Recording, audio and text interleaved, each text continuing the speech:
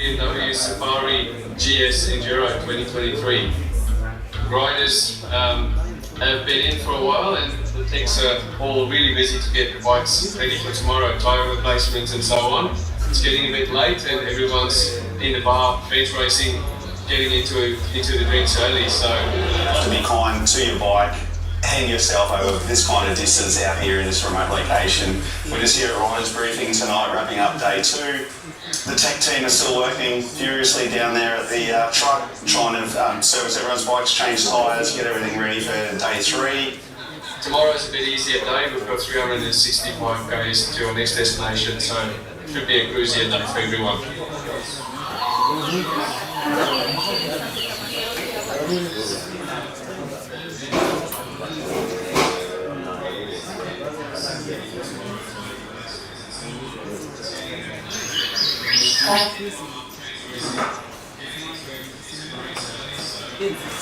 How long do you need?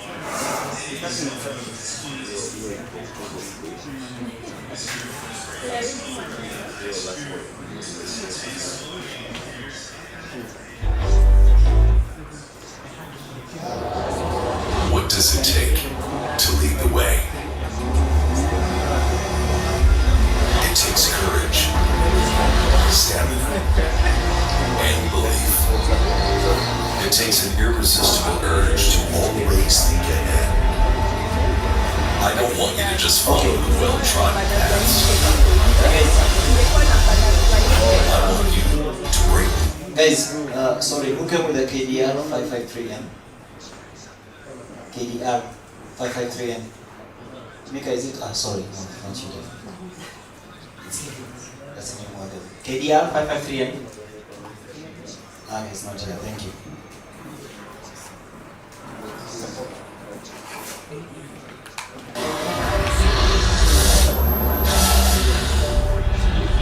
Years of stories and adventures from around the world. It's the spirit of the community that inspires me every day. The GS has, without a doubt, left a huge mark on the history of BMW Motorrad. It has reshaped and transformed the whole industry as we know it. The GS has literally changed my life. For me, the GS means it's so much more than a bike. It's my friends, it's my community. The GS has pushed me to be mentally and physically stronger, and when I look around, I see that my story isn't unique.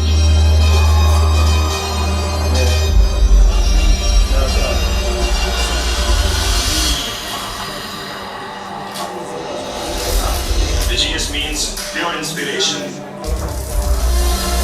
Being in touch with all the different and interesting cultures around the world. It's just the best feeling to be out on a bike like this. On-road, off-road, and it took me to places I was always dreaming about. The adventure starts where the road ends. Every trip is an opportunity to make new experience and come back changing.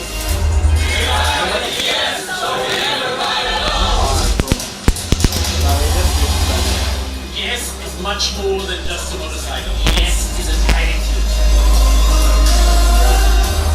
We are hungry for everything that is coming. We keep exploring, always the spirit of GS.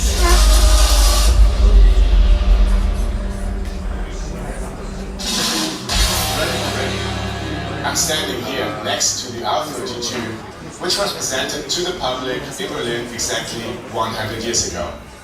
Now, a full century later, we are here again with a new bike. A bike whose legacy embodies our brand like nothing else. For decades, the GS has inspired countless riders to explore the world and become part of an enthusiastic community. In just a few minutes, you will get to know everything about the newest chapter of our GS story, the all-new R1300 GS. But this is not the only thing that is happening today. Today we are also celebrating our centenary to the fullest with the grand opening of the BMW Motorradwelt in Berlin, the new home of our brand right next to our plant.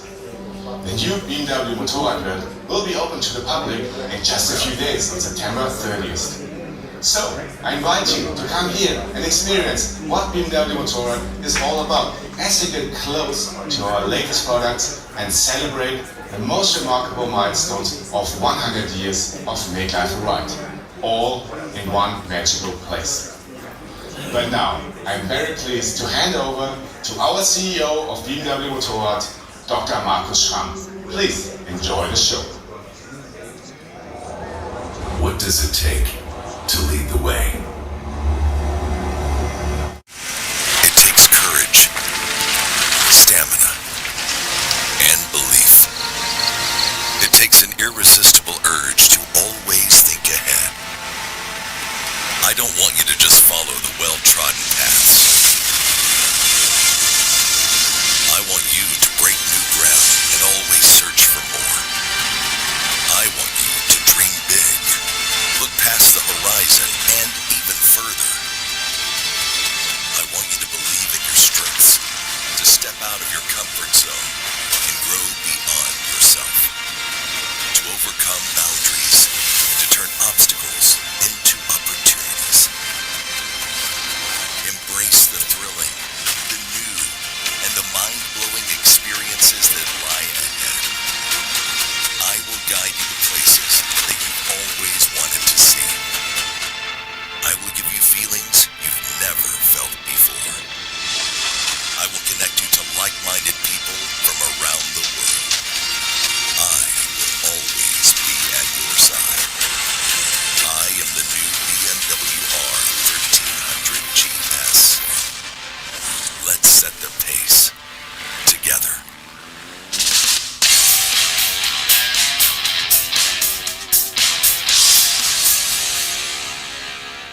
With the introduction of the first R80 GS in 1980, BMW Motorrad founded a completely new motorcycle segment.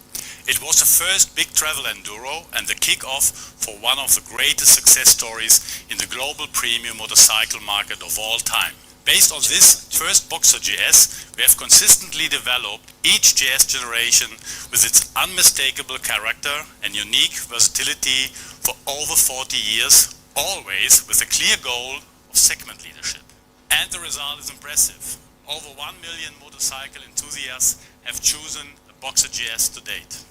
Since the beginning, BMW Motorrad GS models have accompanied motorcycle enthusiasts. Okay, good morning, guys. Good morning. You've all had breakfast, right? Good morning. Asante sana. Welcome to the first edition of the Cat on Wheels Live podcast. I'm so excited to see all of you here. This was a request from a few fans who are very much interested in wanting to learn more, and they were very much interested in meeting Wasike and Coach Micah, who will be the guest for today. After I did the first 2 episodes, they started asking questions and they were like, when are you going to bring these guys again? And I decided, you know what, maybe let me just bring them, and then you can get to ask them questions or whatever it is you have that you may want to ask. So this special live episode today is called How to Ride Right and Ride Safe. I decided to do that after consultation. I decided to consult Micah and Wasike, and this is the topic that we decided to come up with. So each of them will have a chance to speak, and you'll have an opportunity to ask your questions in case you have any. So without wasting time, let me invite Wasike to come on stage. He'll have something to say before we begin. Karibu sana Wasike, it's good to have you.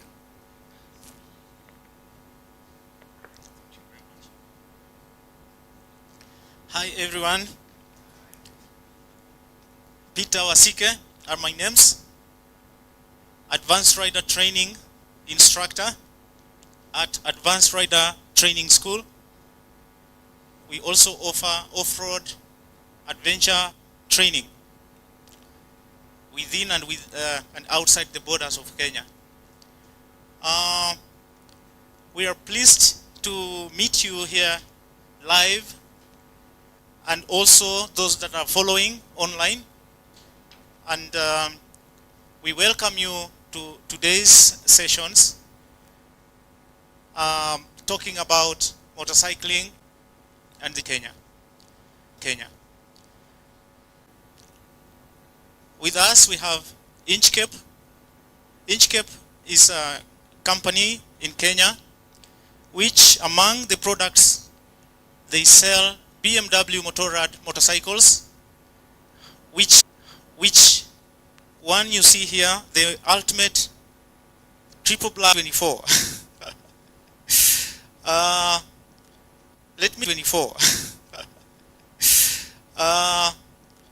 Let me invite Henry Nyaga from Inchcape to just present the product that we have on stage today, and also present Inchcape Kenya, and he will mention to us about more products they have. Thank you very much, Peter. Let me take this pose. I think everyone likes this pose. I'm Henry Nyaga from Inchcape, and with me is Winfred. Winfred, you can say hi. Yeah. So Inchcape, we are the dealers of BMW Motorrad. This 100-year-old bike. It's more than 100 years actually. And we are the dealers in Kenya, Uganda, Tanzania, Rwanda, generally the East African region. So currently we have the 1300 as the latest unit we have, but also on the range we have from the 310 GS all the way to the incoming 1300 GSA. So this one is raining just a bit because the big brother is coming by next year. And orders are welcome, by the way. You can customize your bike. And also on the outgoing models, like this one has replaced the 1250 GS. So if you ever wanted to own a 1250 GS, we still have 4 units remaining at a very good price because we want to clear them before the year end. So kindly welcome to our showroom in Westlands, One Africa Place, and have a look at the bikes. And also after this session, we'll also go through the bike so that you can learn deeply about the bike and the operations. And if you have any questions to ask, kindly come to us. Thank you. Thank you very much, Nyaga. I'd also wish to quickly acknowledge partners in biking around the nation. PBAK being one of the bodies that has really come forward to put bikers together and having bikers within a zone where they can get information that they need, including trainers that are available, products, machines, motorcycles that they need that are available around and outside the country. So big up to PBAK. Currently I am the PBAK training pillar this year 2024. So I will represent PBAK. I'd also wish to quickly acknowledge some of the bike dealers who sell motorcycles that are after use to bikers that are beginners and also advancing riders. Those who need like used motorcycles, we have dealers within. We would like to collectively acknowledge them. I'd also wish to acknowledge gear dealers, all the motorcycle safety gear dealers within. They have really impacted to the safety of the biker by making available the riding gear within. We know that gear are expensive because we do not manufacture our own within the country, but these dealers that have brought this to a possibility of owning gear. We know that some of us may be importing still, but there are many bikers that are venturing into like beginning and they don't know where to go. And so with our current dealers, we wish to acknowledge their presence, all of them collectively. Thank you very much. I know that we will continue to engage. So Curtis, back to you. Thank you so much. Asante sana, that is wasike for you guys. Karibu sana. So, the first person who will be talking to us is Coach Micah. You all know Coach Micah, right? Yeah, Coach Micah is the, I think, the tallest biker we know. Yeah, Coach Micah, karibu sana. I want to ask you a few questions before you begin.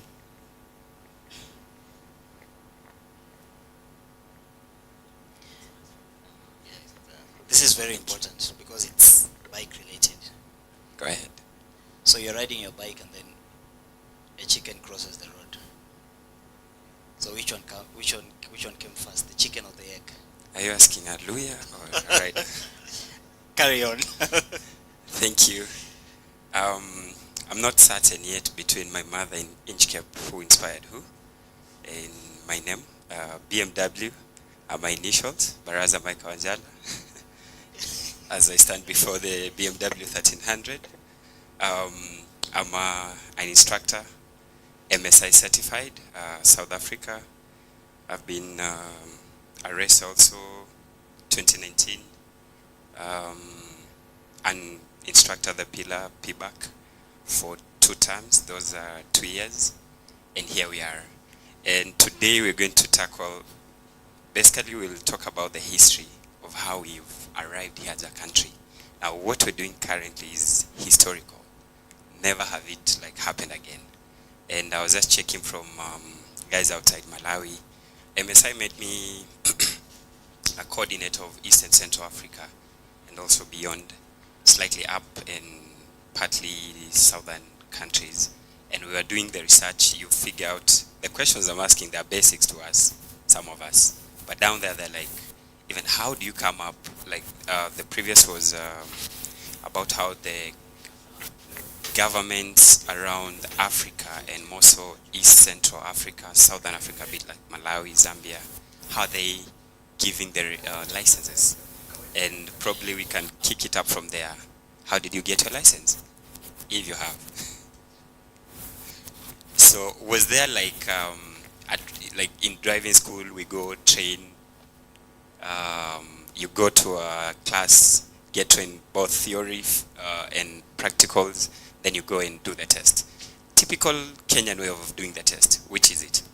Ini, the traffic, 1112, then we go to what? Parking lot. Mbona una have a reflector? Why don't you have a reflector? Go home, failed. Really? Like with the reflector, yes, it's a factor to do the safety, but is that the way to really not license somebody? But again, those who have already the reflector and the gear and all that, what is the test that will be done? Right in the parking lot, you are licensed to go on the highway. Who knows, between the, what, that question, chicken and what? So, I'm going to take you back to the history on where we started from as a country and where we are. And you will be proud of yourself for attending this, either those who are streaming and those who are physically here. Now, in like 28, let's give or take 2025 coming up to 2015, 17 thereabout.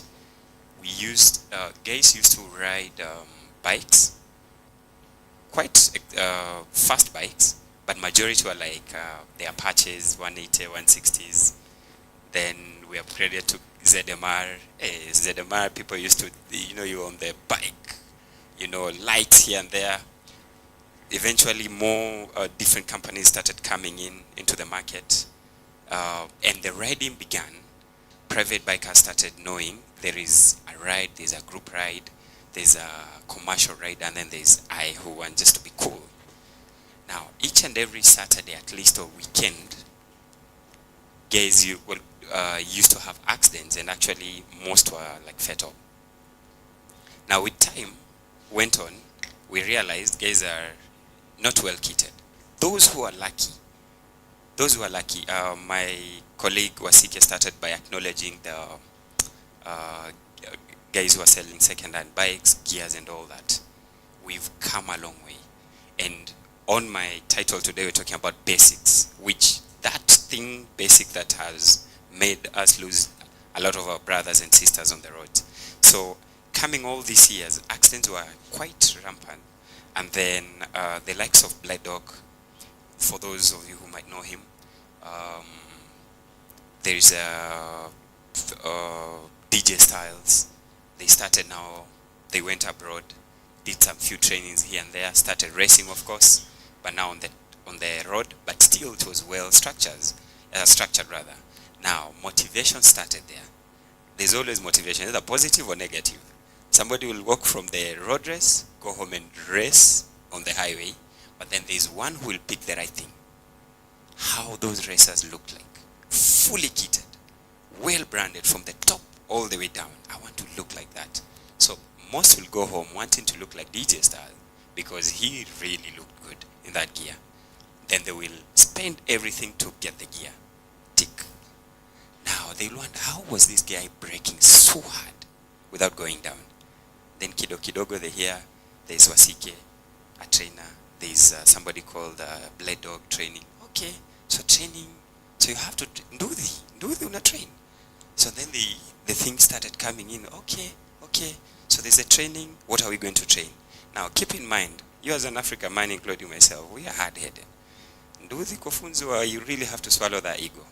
But it started from the basics. Now where we are, when you hear your neighbor saying, I want to ride, who are you training with? That's always the first question. Imagine how, to the level we've arrived at, that if you see somebody, did you train? Who trained you? Like, do you have the gear? Do you have the license? Which bike are you riding? You want to get to the basics and get it. That's where, in front of you, this one, I consider this in the whole entire world, the bike that engineers outdid themselves in terms of safety. I've ridden all bikes around. I always say this bike makes me lazy for good reason, because you'll get everything you want, but you know you have to pay for that. You're aware. You really have to pay for that. Ukifika bei, you'll be the happiest man on earth. Otherwise, the question is, if haujafika bei na ukoku, others, vyombo vya usafiri, now what do you want, or what do you need to enjoy your chombo cha usafiri? Now, the training part of it, there's the motorcycle geometrics. We're talking basic.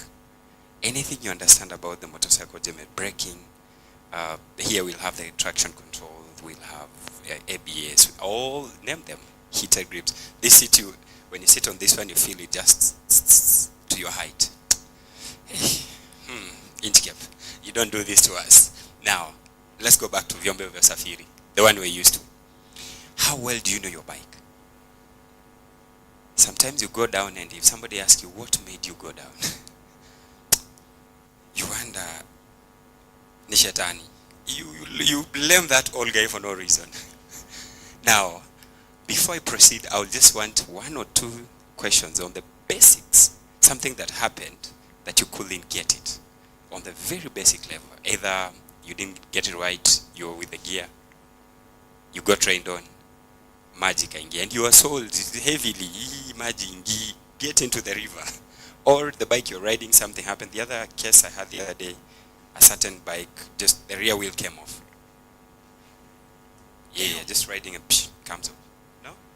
Yeah, it was along Karen. I would like this to be as we have a discussion to the basic that you have. I know there are so many questions. Curtis, you have the online ones that I'll tackle on the basics, and then I'll leave a little for the Peter to proceed with the advanced side. Anyone?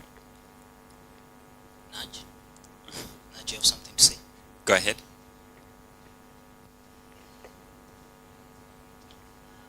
Now let me give you the mic. There's a reason why I chose Nudge. Hi everyone. Hello. You can see me, yeah? Alright, Nudge is my name. And I've been put on the spot by Kurt because I had quite an eventful morning. There we go. So, and I didn't understand really what happened. I was riding, I was on high gear, and then there was a car in front of me that I don't know if the guy emergency brake or he was just slow. But from my estimation, I would have hit the person. So I tried to gear down. It geared down one gear, and then I noticed I was so close, so I just touched my brake, both the rear and the front, and I don't know how my rear tire locked, and I was down. So I really don't know really what happened there. But the good thing is that you dusted yourself and here you are. Well, it's in life. Great. We have those events that happen and you're like, in fact, going down sometimes it's so slow and very fast that you have enough time to write everything, but at the same time it's so quick that you don't know what happened.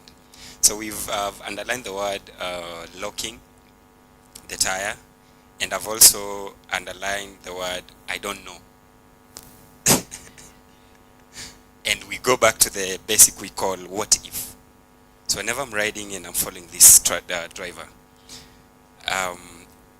my positioning behind this car determines the amount of information I'll pick from just beyond this driver. If I'm literally straight at the middle, then I'm just relying solely on this driver. And we have to have had a meeting, signed an MOU that you're not gonna brake hard. And if you see a pothole, please go around so that I do the same. Don't put the pothole at the middle. Remember, cars have 4 wheels. So it can put a whole humongous pothole. Those who use Valley Road. There was one down there, a killer one. I have a story with it.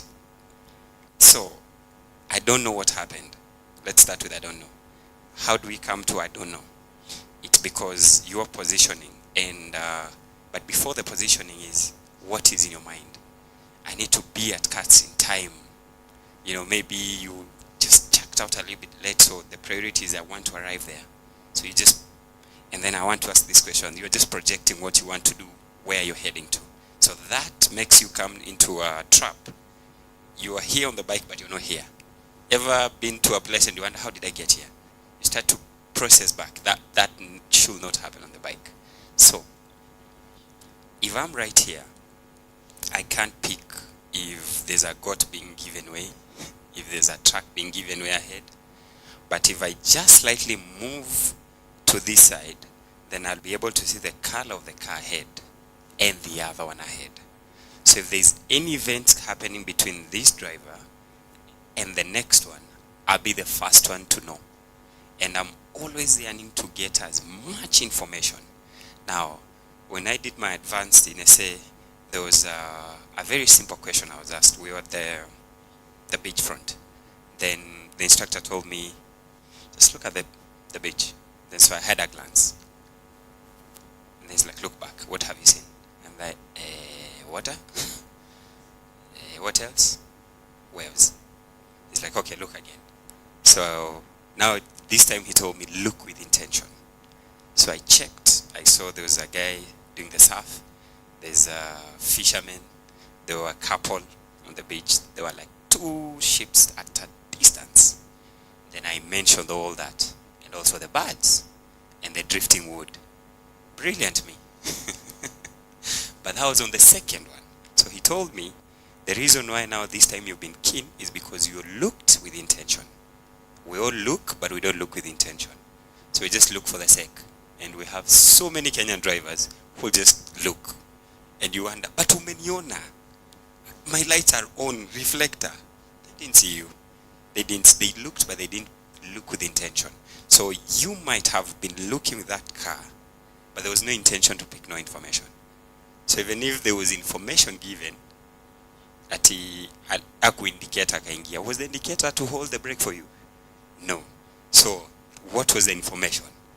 What was the body language of that car ahead? Then it comes to now, like we normally say an accident doesn't happen now. An accident happens almost 4 seconds before it actually does. There are things that collected. He will mention about a connection of how things work. It's called Swiss cheese. He will mention on that. It's a block of things on how they interconnect, and you just come to find yourself in a fix. Now, 2-3 seconds before. Sorry to cut you short. Swiss cheese is not food. You watch a lot of Europe. Food stuff, man. Chill. This is bike talk. So, Wasike will elaborate on that. 4 seconds before, this driver might have been doing sudden stops, but it didn't bother you. Slight drifts, it didn't bother you. Switching the lanes, it didn't get your attention. So then you come to the second one of, now the mental part has not been active or intentionally being activated and used. Then it came to now the physical. Now the question was, Naj, how good are you with braking? What was the braking distance?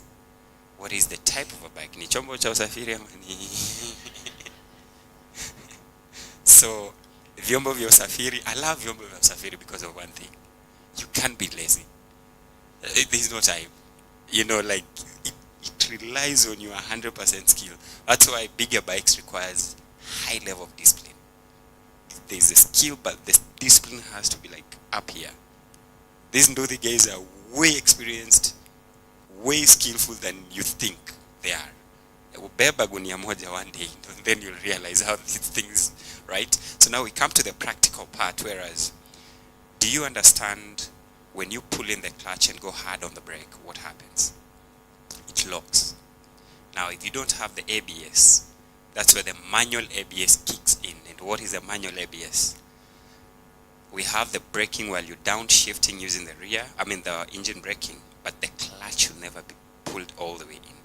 But again, yeah, I know you're like, kuja kwa grao. Now, pulling in the clutch will easily lock the rear tire. But here's the thing, we can train all that. Recently I did a motocross international training with FIM, and we were asked a very simple question.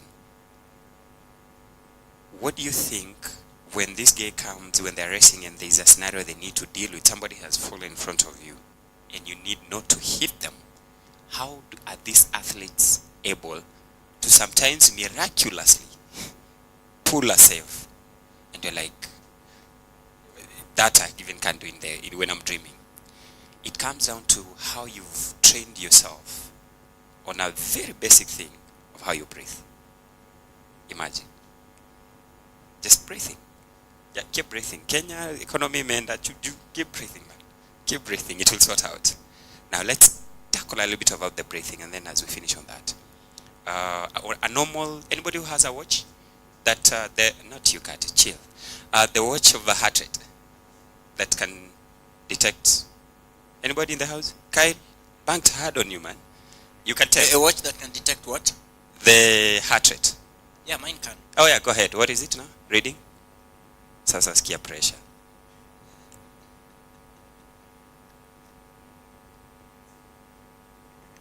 Any extra pressure? Just give me a minute. Oh boy.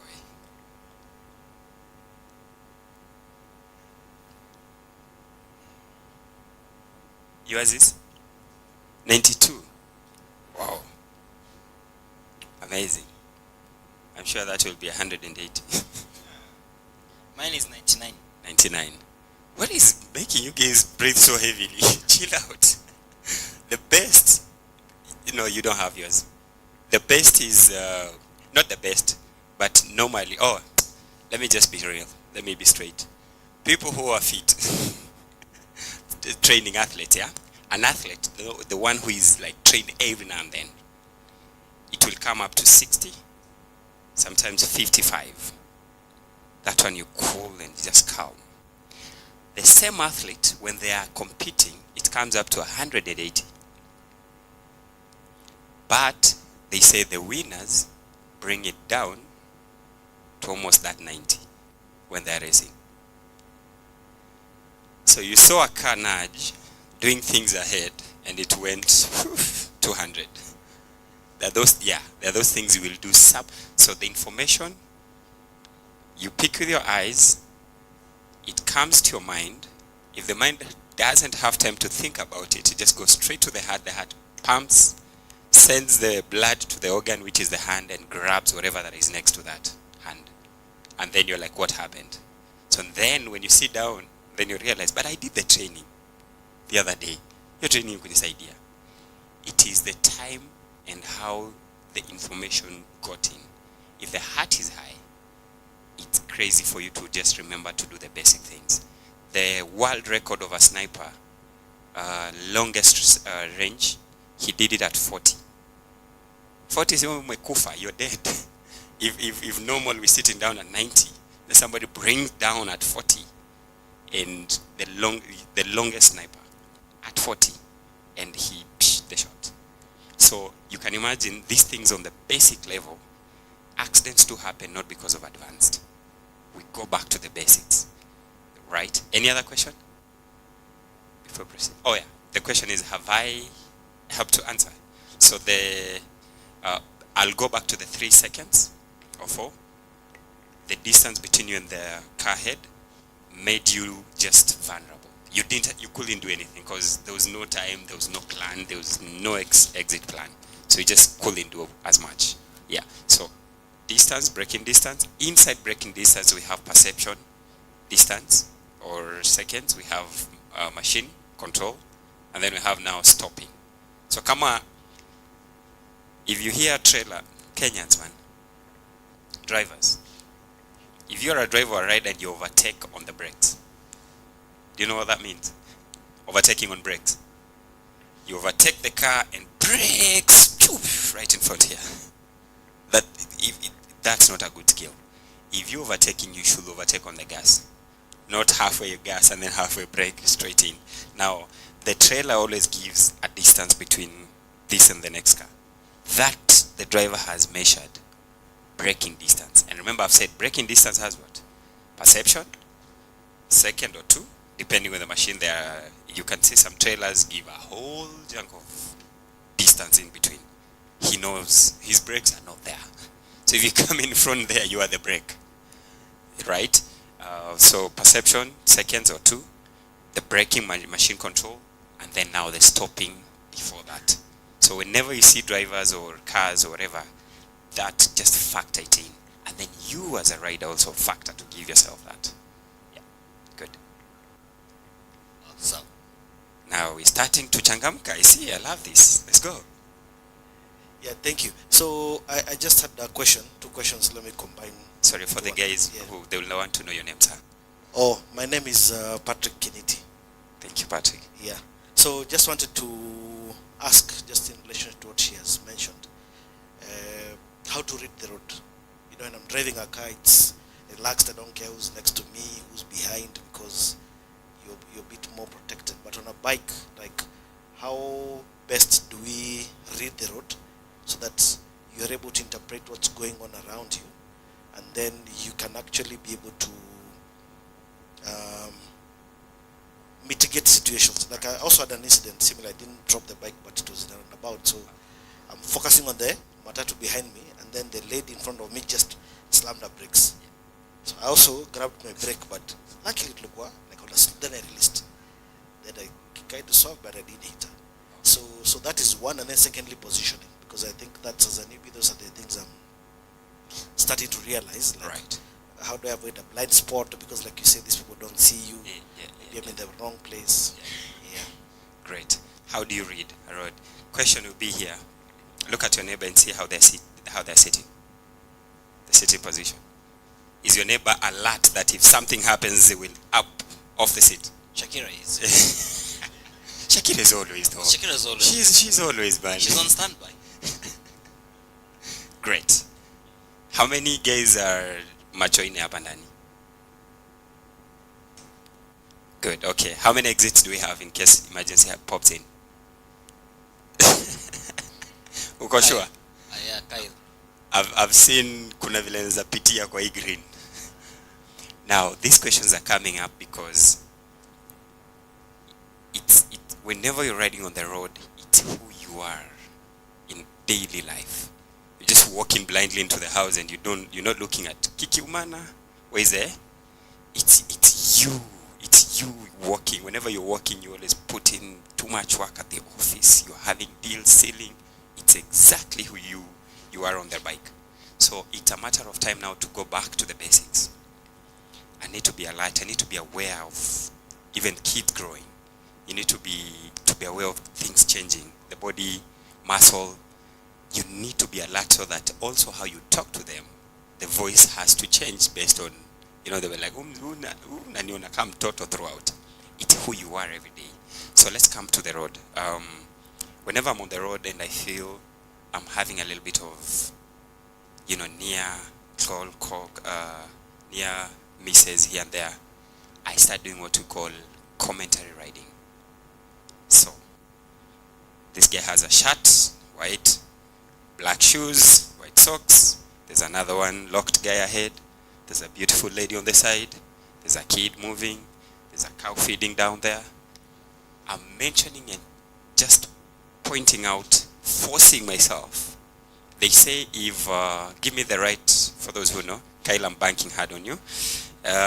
When you read, it's a certain percent in your mind, but when you say it with your mouth, it comes to almost 70.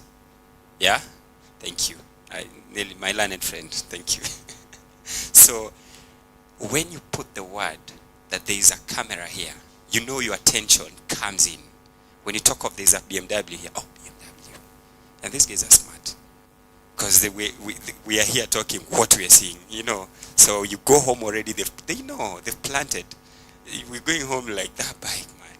I know my guy here is just like, we need to ride home. It's what you're seeing and then what you have to say. Now, on the road you're riding, and then you're putting out, there's this car. Yes, this matatu that was bothering you was here, but do I have to run away and hit this person just to give him way?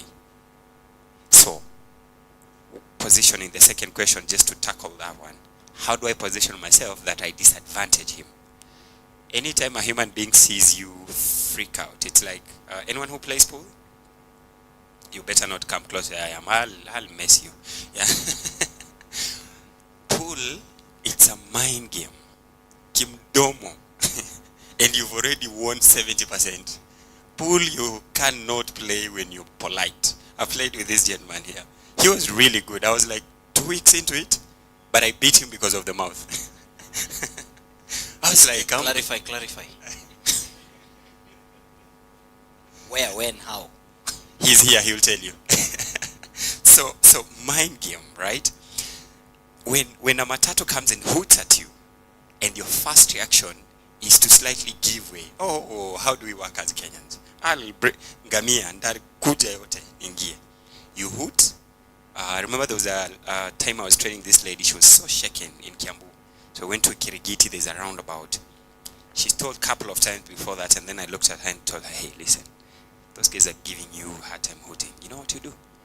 Look back and give them a straight into the eyes. See what will happen. So this time she stalls and bam! Then she looks back and she looks at this guy, and the guy goes like, I'm sorry. That guy followed us all the way up to Kirikiti as a protection behind with a hazard on. Mind game. So on the road, matatus, these guys are brilliant that they know the mind game. They know in the moment they put the front EV2, mbele tu mapua, you give it. But they also know certain if you'll do. Because they always find also those guys who are ex-matatu variety drivers who are more or less the same, right? So positioning, normally underline the word, don't die for the sake of positioning. We live in a liquid kind of atmosphere. Things keep changing. Every now and then, it's a state. So if I'll tell you stay at A, far left, B at the center, or C at the yellow line, what is the situation at that particular time? Sometimes you are even way safer on the far left, surprisingly. So it depends on what is happening at that particular time. So what I'll say, if you're riding and you're assessing the road throughout, back, mbele, nyuma, then positioning will keep changing correctly at the right time. I hope I've answered you, sir. Great. Shakira, you had something? Curtis will kill me. You're not on the mic. Shakira, wait. Unakimbia. Viva. Viva, comrades. Viva. You've talked about maintaining, basically it's maintaining your cool. Because I've done the measuring again when I knew I didn't have to talk, and it was 77. There we go. I'm imagining when I'm on the road and a matatu passes by me, my heart rate is like at 110, 120. So do you have any tips for, maintaining the composure, or what can a rider do so that you're able to regulate better while you're on the road? Good question. Sorry, and what is your heart rate when you see politicians? 300, bro. I assure you. What do you do when somebody pisses the hell out of you? Like right now, somebody just, you are like, I can't take this. Do you leave? Do you, slap them? What do you do?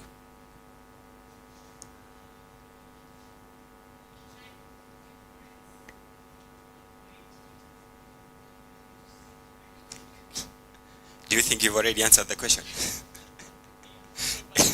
Yeah. There was this little clip I watched. It was somewhere down in Arabia, I think.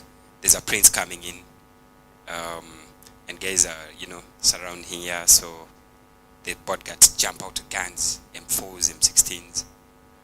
And when this guy is just about to come out,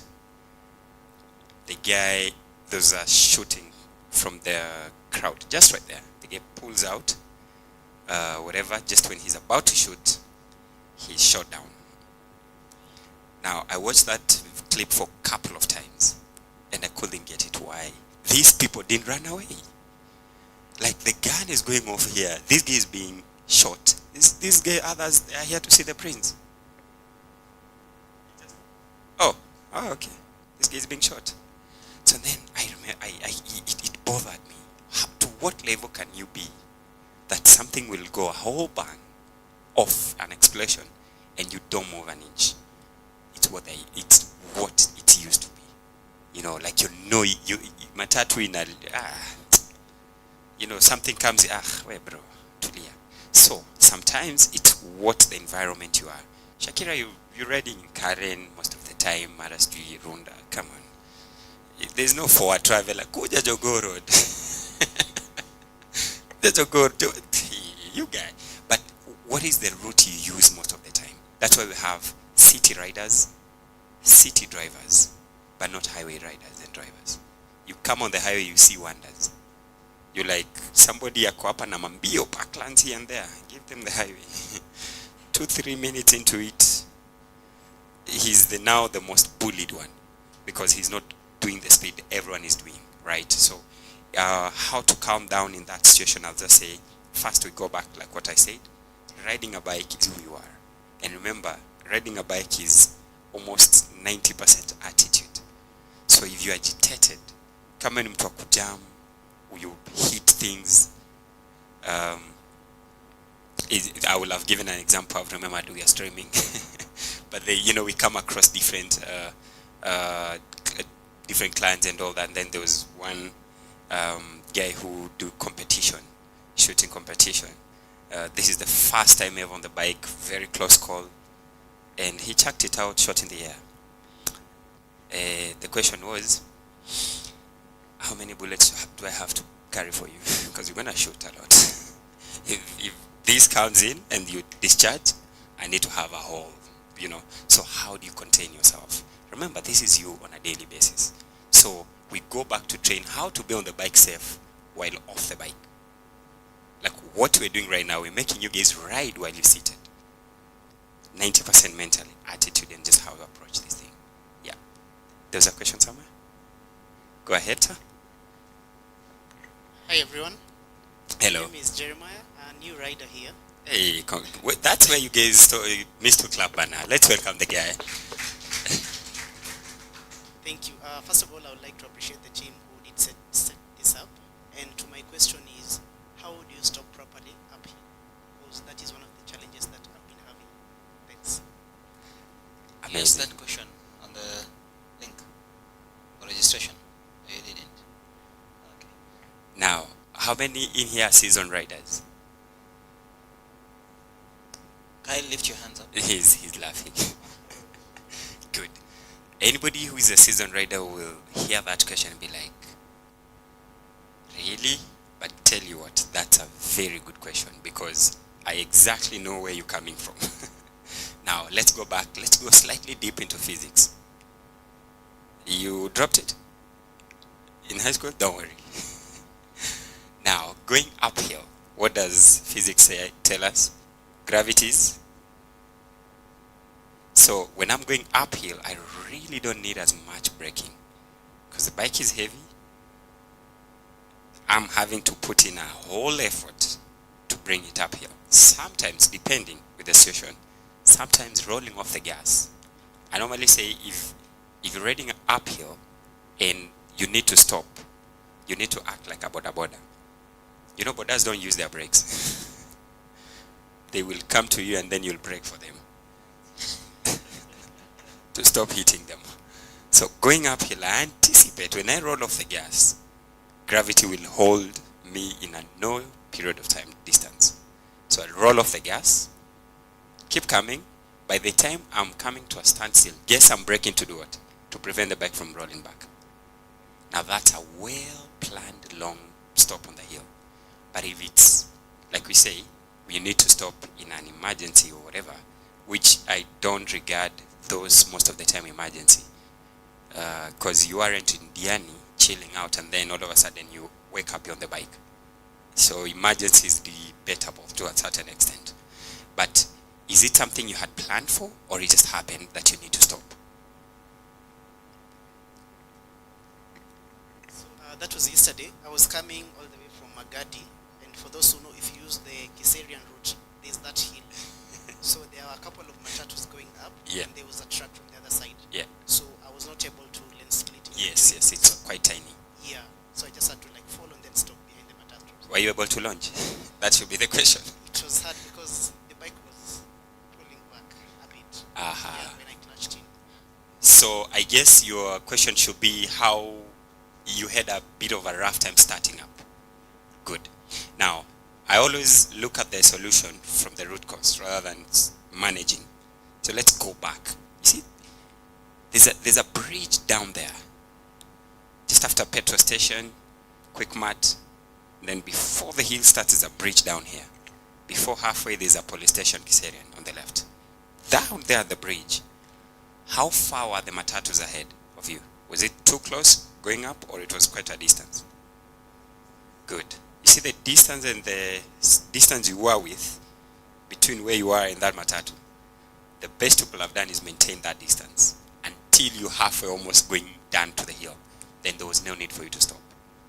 But because you came and covered the entire distance, then you are needed to stop.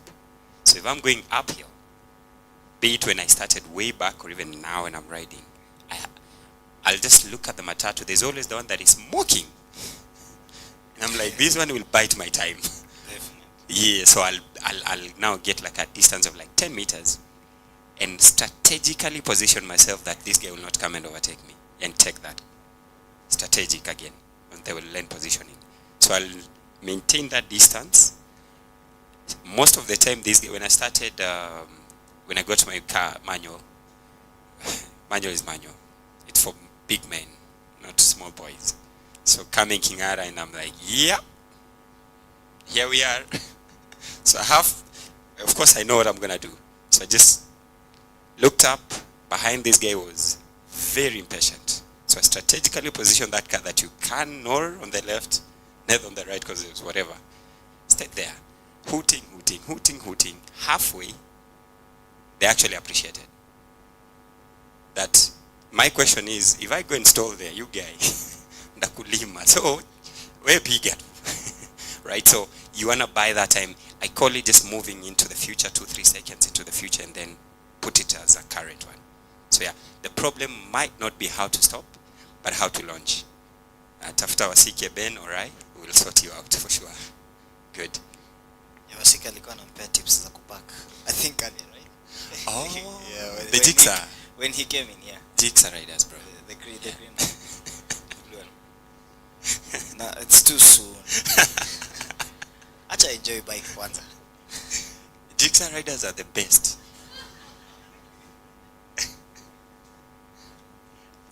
Any question up to that? Kat, how are we doing with the time? You still have 10 minutes left. Is that for the Q&A now?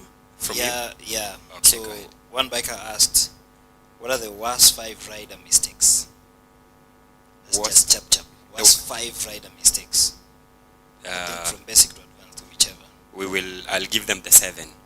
7? Yeah. Okay. I am safe. That's a rider mistake. That will lead. Oh. So, attitude, illness attitude, you're under medication that will make you feel drowsy, you didn't sleep well, alcohol, food. Curtis did the right thing. You know, when you walked in, what was he serving? Because there will be zero attention here. So, where I come from as Wanjala land, we normally say empty stomach, empty head. Hii hapa imebeba huku kichwa. So you have to feel it. So yeah, sleep, food, emotions.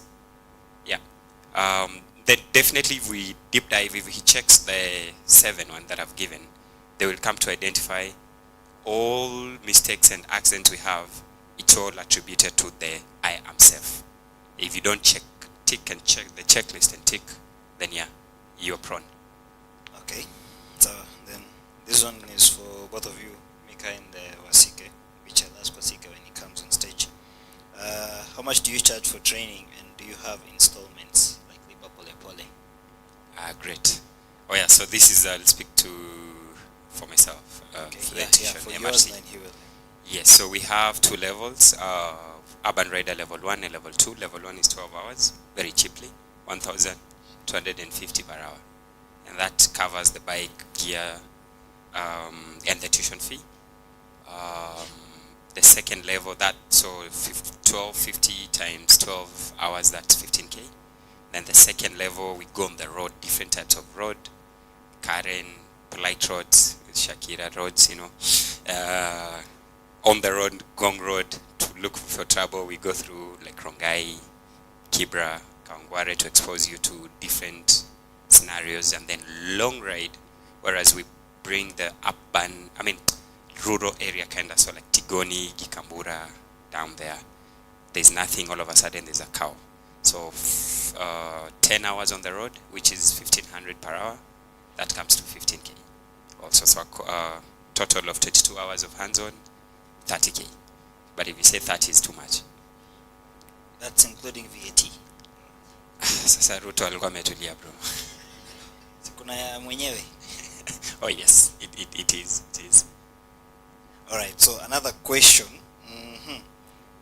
This one I think you can explain broadly. When do we use rear brakes on a sport bike? When? Good question, that one. I think also it relates to what the new guy asked. When I was skidding into the corner. Huh? No. It ends there. When do we use rear brakes on a sport bike? Sport bike specifically. Okay. So, who was, you know the name? Yeah, but no names mentioned. Yeah, no, I wanted to acknowledge he knows what he's asking for. Because on the sports bike, different motorcycle, like I said, identify what you're riding. Kimathi Stefan. I Good. don't know if he's here. Shout out to Kimathi. Whenever you're riding, know what you're riding. Kuna vyombo vya usafiri, you really need to know how those things work. In terms, sometimes maybe you guys have watched online giving the reviews and you're like, no, you're being harsh. Yeah, for the reality, because the reality is harsh if you're not harsh also to tell the truth about what you're riding, you know. So some bikes have a different way. This has a totally different way on how you ride it. The likes of others we use totally different on how you ride it. Now sports bike, if you look at it, the motorcycle geometrics is quite like it's on the ground. And the front brakes are like the main thing on that sports bike. So the rear one, I'm pretty much sure I will tell you most of the time he changes the front brakes for most sport riders probably 3-4 times before you switch the rear. Yeah. So all bikes, apart from just the sports bike, I'll use the rear brake whenever I'm on traffic. Because the rear plays like 20% or 18, the front 78 or 80. So the rear brake is mainly all across the bike. Adventure bikers change the rear brake way more than the front because of the traffic.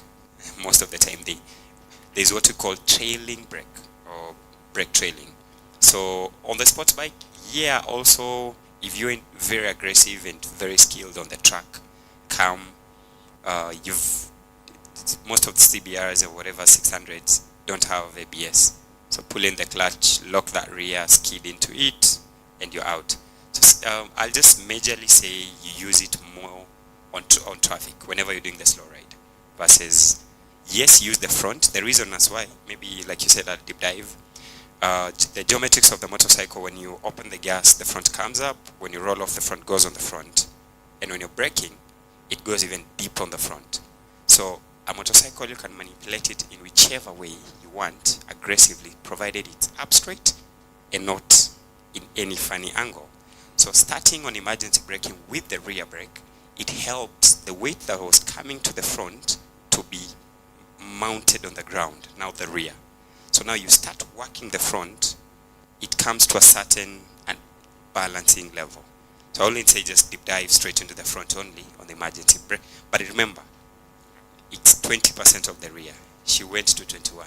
She has a story to tell. Yeah, that 1% can make a big difference. Ask her. Okay, I'll ask her. Okay, Sawa.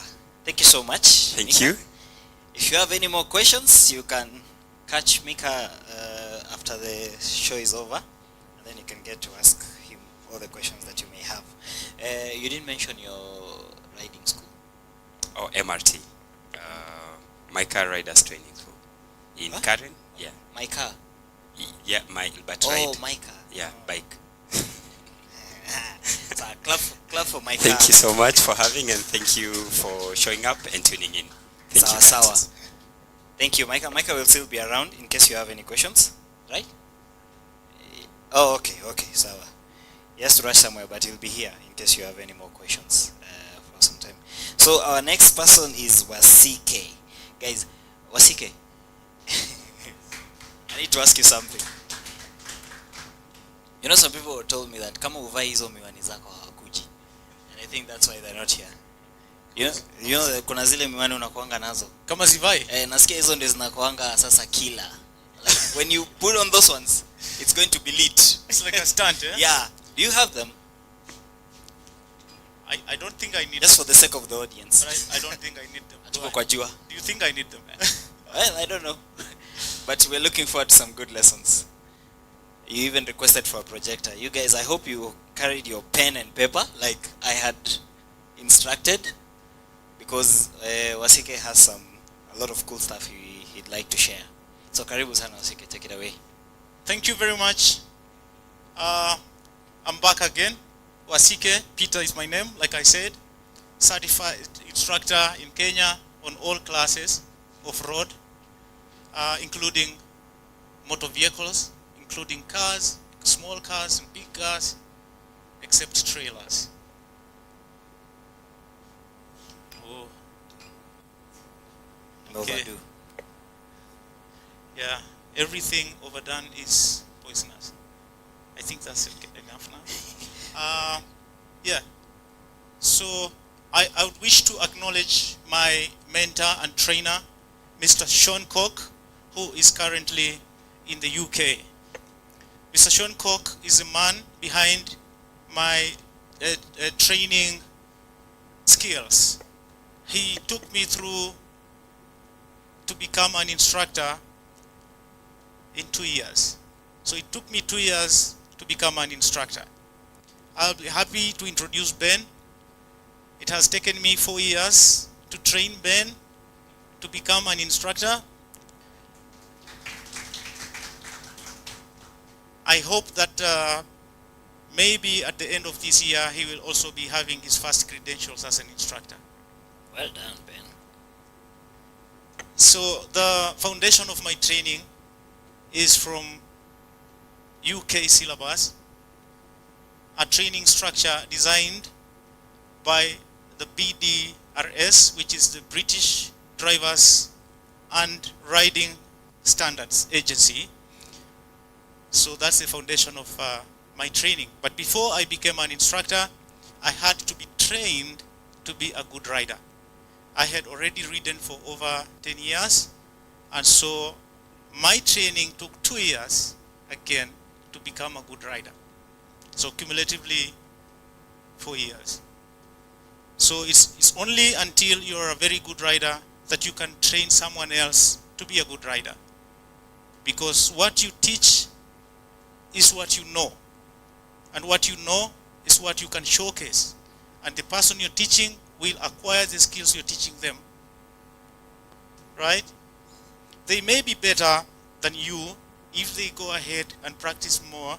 But what you do is when you set a foundation, if your foundation is shoddy, if the foundation is not strong, they will build blocks on that foundation.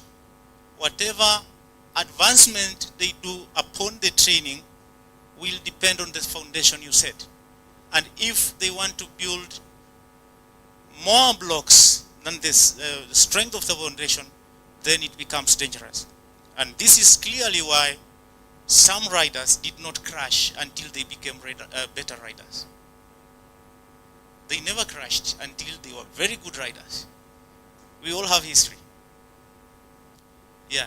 So it's supposed to be a very good foundation so that when you build blocks, as you continue, because there's a lot of research, there's a lot of new motorcycles coming, a lot of new riding styles coming up.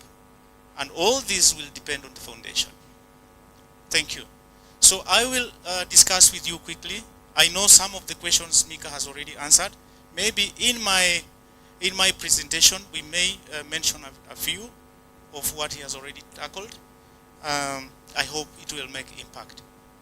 So just allow me to introduce the Swiss cheese model of accident causation. So there's a man, a professor called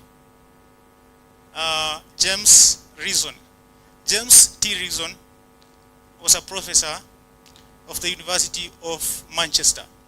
He came up with this concept, which has so far been acquired and popularly used by aviation industry.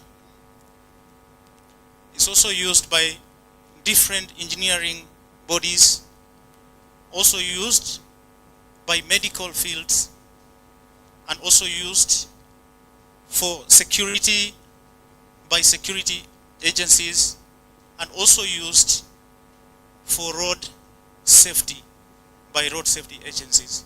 So I beg to borrow and use this as well. It's not visible? Please, yes.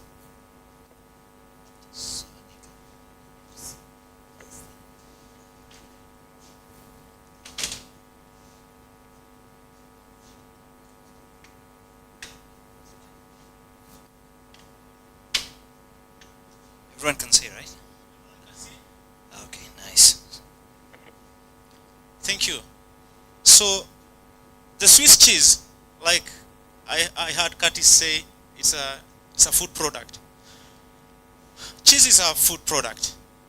These blocks represents the cheese, the blocks from the cheese, which are usually, they have holes on them. Those air holes on the cheese. During production, there are air holes which come on the cheese.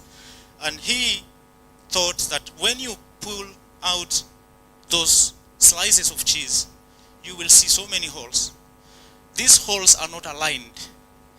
They are holes on different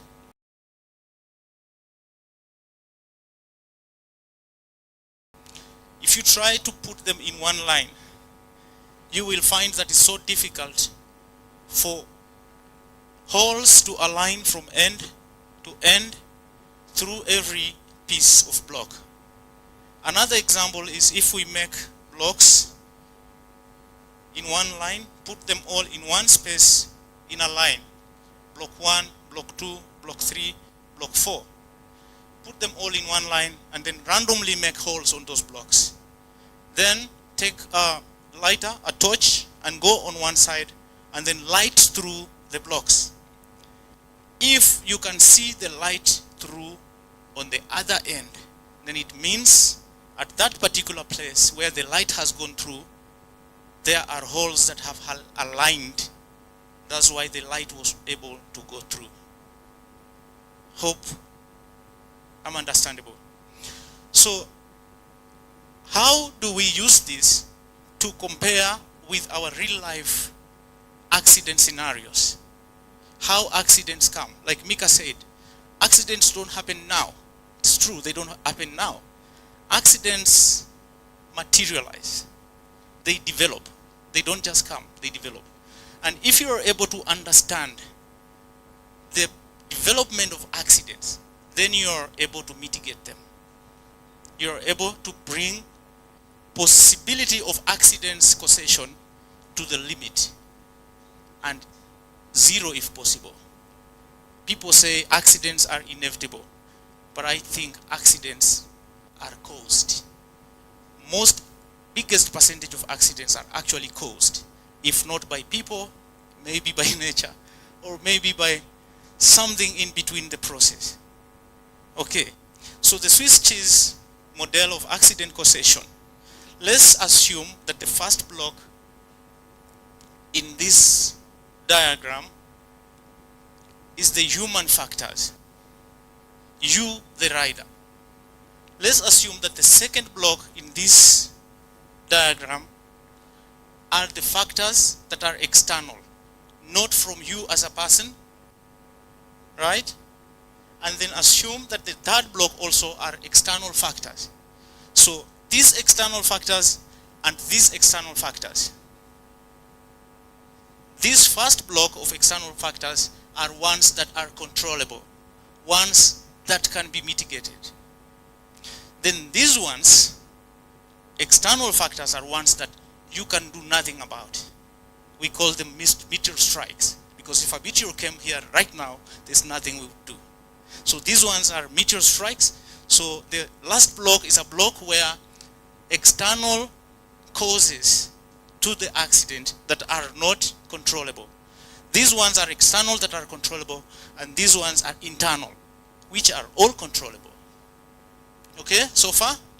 Now, this one has 3 holes, this one has 3 holes, and this one has 3 holes. Now, you can imagine how difficult it is for an accident to occur. But it's very possible that accidents occur every time. How is it so possible? Now, let's come to details. This rider, what are the lapses within these riders? He mentioned IPSA. He mentioned I am safe. Illness, attitude, medication, sleep, alcohol, food, and emotions. All these are human factors that may at some point impair your capability in machine control. Alcohol is there. We all know that we do not get drunk and drive or ride because it impairs us. So all these are human factors. What are other human factors that we can also control? If you are angry, for example, then you decide that you will soothe yourself by riding. That is danger. Please do not attempt. Also while riding, what is your attitude? How are you relating with other road users? If you quarrel with people, you are more likely to cause an accident than if you submit. Did you know that? If someone wants to take your space, let them go.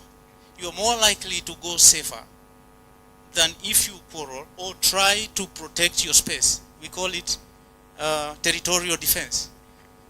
Sometimes we have to be, especially if you ride with me or Mika, then you will realize that we are very territorial. But we are purposefully because of you. If we are running a course and you are in front of me, I will always protect you under whatever circumstances. Because if I allow other motorized users to come in front of me, then you are at risk. And that time when we are riding, if it's a tuitional ride, then your life is in my hands. So I would give myself on your behalf. Right? But we all know that there's that law that says you can't hit me from behind. And every driver knows that. So I take advantage of that law also.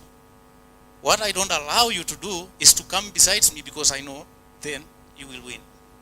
But if you are behind me, it's fine. We don't do this to everybody. If we are going down Bagadiwe and there's this tipper, this starter truck that's loaded coming down, no way. I will not allow that truck to follow me behind. I would rather pull my student out and say, okay, give it 3 seconds. I may not even tell them that I'm shaken. Once it's gone, if it's in front of us on a slope, we are safer.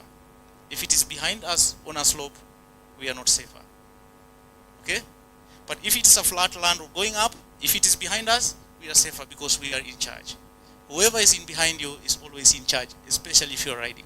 And that's why sometimes I advise riders that please be the fastest guy than the slowest guy on a piece of the road. Because if you overtake, you are responsible for the overtake. If you are a good rider and well-behaved rider, you will maneuver safely. But if you are slower than others, you have no choices. People will pass you. And they will choose to pass you the way they want. Some will cross over to the other side, and some will choose to put one tire inside the same lane you are. And some may choose to overtake you halfway and come in back. So it's up to you. Make that decision. Either you are in charge by overtaking, or you are submissive by being overtaken, especially if you are riding on a highway. What ART doesn't do is we do not take our beginner learners to the highways, because we know even highways have minimum speed limits. And those minimum speeds, if you go below that speed, you're risking your life. So we rather teach you and make sure that you can ride properly, stop properly, go fast enough, 80 kilometers per hour, and stop safely before we take you on a highway. Because when we stop on that highway, nobody knows that you're a beginner, whether you have an L plate or not. Am I making sense? Good. So these are all human factors. Another set of human factors is training. How well are you trained before you took on that machine? I know that even if I asked Mika today who trained him as a beginner rider, he may not have the answer. I was not trained as a beginner rider. I trained myself. And many people of my age will say, yes, there were no trainers. And it's true. Now, we believe that the current generation is now coming up, slowly by slowly. And they are now learning to become better and better. And one of the ways to become better is by finding good trainers. So a good trainer will take you through the training process, and they will train you, they will give you a better foundation. And when you advance yourself, you're a good rider. And by the way, who trained you guys? Who trained you? Who? Yeah. I already mentioned my trainer. trainer. You did. Micah, you didn't mention who trained you. Where did you get your training, just shortly? On the beginner level or instructor level? Beginner level was my cousin. Upcountry. No, my cousin. Yes, the Boda Boda. Then I came upgraded in 2014 for the on the course, basic course for the as an instructor. I was trained at INT. Malibu took me through. Then I upgraded at MSI South Africa, Motorcycle Safety Foundation. Good instructors, always at what. Oh, thank you. Carry on. Cool. Do you want me to say again? Yeah, you know, you well, fine. I trained myself up country long time when there were no many bikes. There were only DT bikes, these Kenya Power two-stroke Yamahas, 125 cc's. And then later on, I upgraded myself. I came into town. I started riding here in town. And when I met Mr. Sean Cook, he took me through all the riding concepts, like I mentioned. Then even after that, after being an advanced rider and advanced rider trainer, I also joined different academies for off-road training. My latest, which was Country Trucks of South Africa, which is partnered with BMW Motorrad to offer off-road adventure training. Oh, nice. So there's something about starting from a country. Yeah, for lawyers. So carry on. Good. So all these are human factors that are controllable. And if you have a very good foundation in this, then you're more likely not to allow any holes to align to the second block. Now, the second block is a set of those factors that are controllable. For example, who is your mechanic? Another example, what do you ride? What do you ride alone may sound very bitter sometimes, but it really has impact on your safety. He said, vyombo vya usafiri. We know that beginner riders are known for taking trouble of old riders because they want to dispose their problems to them. They don't know what they're getting into. This has happened. And that's why when I started, I actually acknowledged our second-hand motorcycle dealers in the country. Because these guys, the likes of Michael, I saw him here. They are just left here. They endeavor to make sure that what they sell off from this guy to this guy is a machine that's not transferring near-death troubles. Yeah. So if the machine is in poor condition, they will make sure it's well conditioned before they sell it off. And I want to encourage all motorcycle dealers to do the same. Because if someone is upgrading, they want to sell off whatever they have. They may also be upgrading from troubles. And if you give that trouble to a beginner rider, then you're killing this person innocently. Makes sense? Thank you. So, who is your mechanic? Who is managing your bike? Who is maintaining your bike? These are controllable. Right?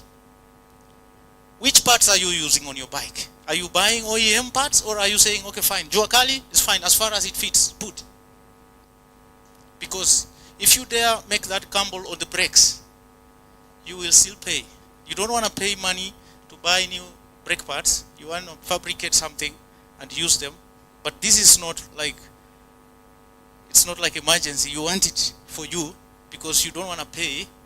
You will pay the doctors for the injuries. And here, you know, we do not bargain. When you are in hospital, you do not bargain. You pay.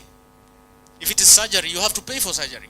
So we should know that sometimes, even if we save money to buy products that are not proper, we still pay at the end. And maybe sometimes we really pay heavily.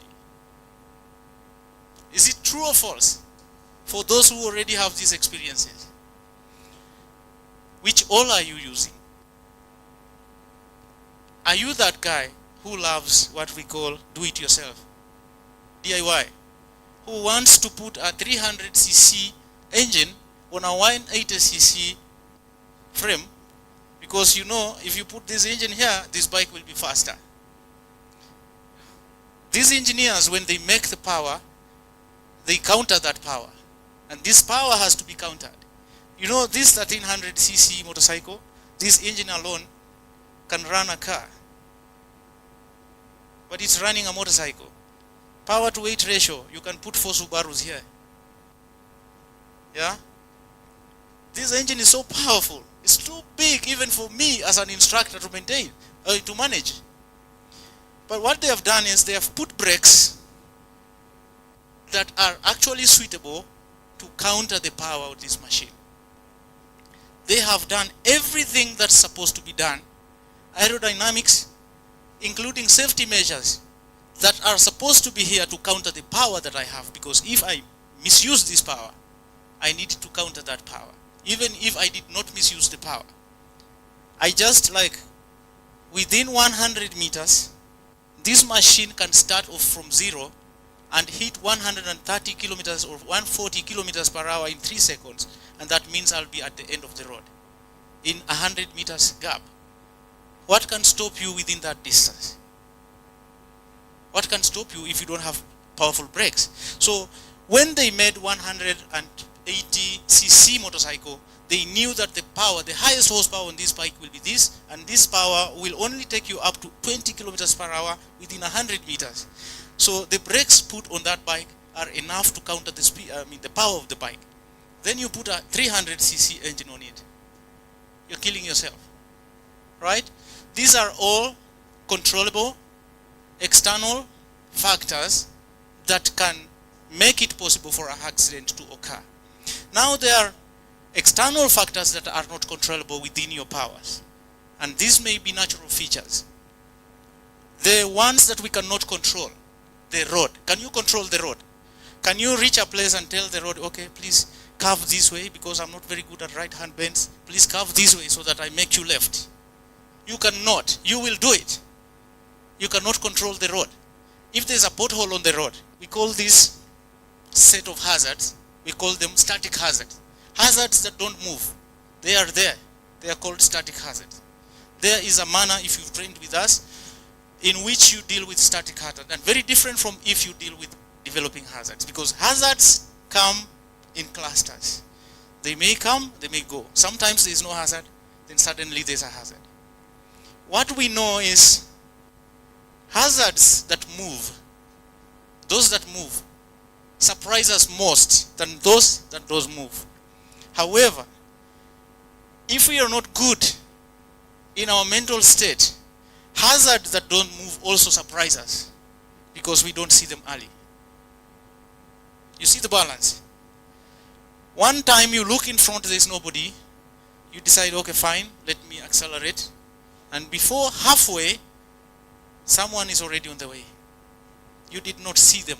You did not even think they would be coming. But suddenly they are there. But who are these that just pop up on the road? If they are pedestrians, then chances are you missed them. If they are pedestrians, pedestrians don't just pop up on the road.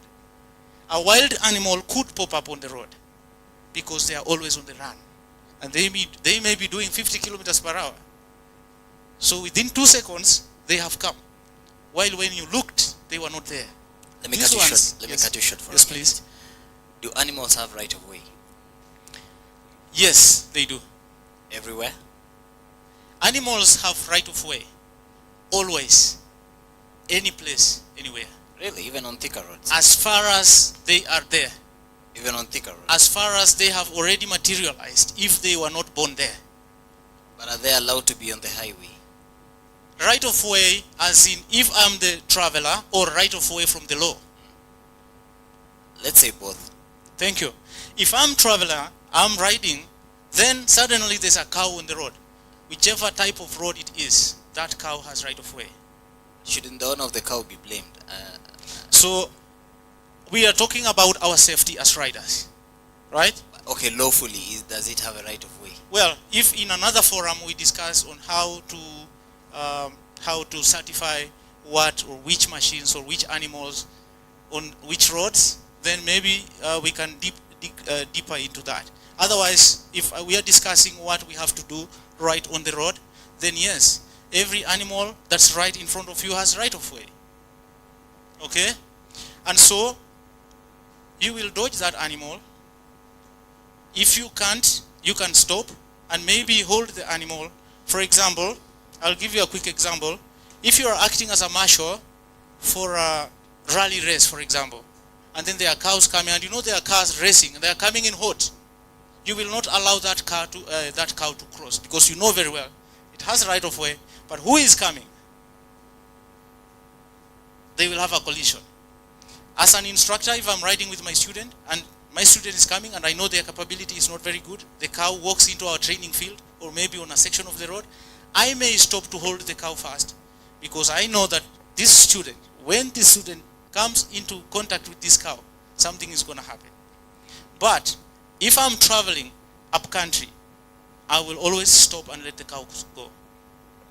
They should go fast, because they are animals, unless you become one of them. They should be let to go. And actually, it's a very bad habit to hoot at animals. And somehow, some places you go, they tell you no hooting. And even on our highways, long time before those road signs became food, they were there. They were showing no hooting this area. Inside a park. Why would you hoot in a park? This is their home. Let them be. You just find your way and go. I hope it sounds. Yes. Thank you. So, if we are able to control ourselves and control what is within our capability, and then these that are not controllable, these ones, they have so many holes on, and the holes are the possible accident, causation, lapses. These lapses, as far as these lapses do not align with our lapses, there will be no accident. Now, Curtis, just play me the other image.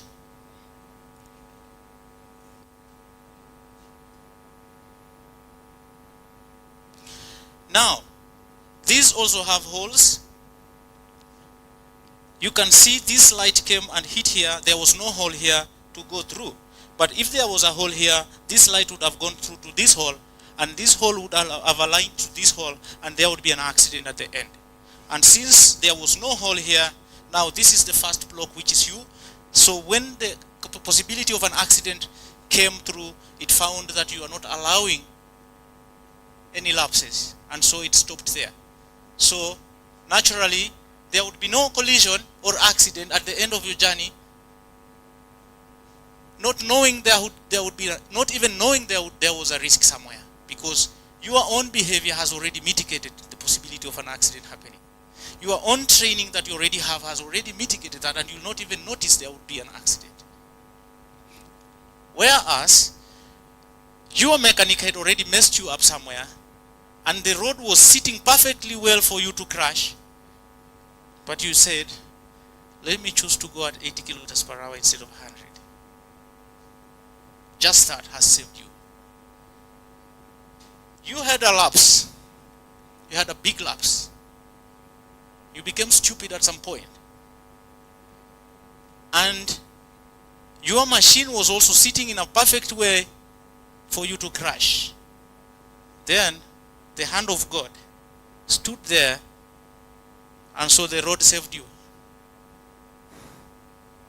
Or this was a truck. You tried to overtake that truck. You took on the left side, perfect way to be killed.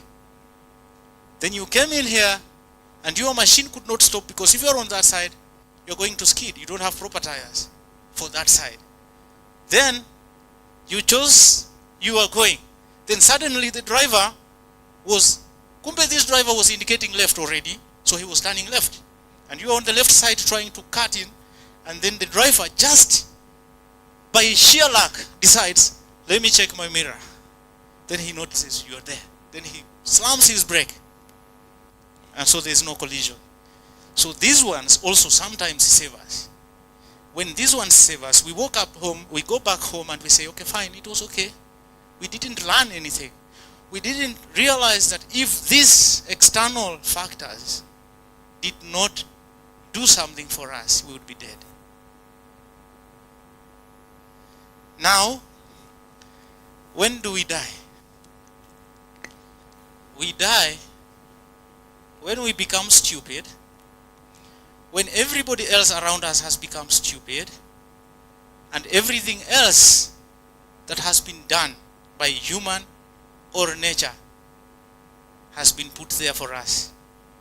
That's when we die. Am I making sense? The Swiss cheese of accident, a model of accident causation. It's very important. It has been used by different fields, and like I said, we've just borrowed this. It's not ours. It's being used by different people. You can go and research.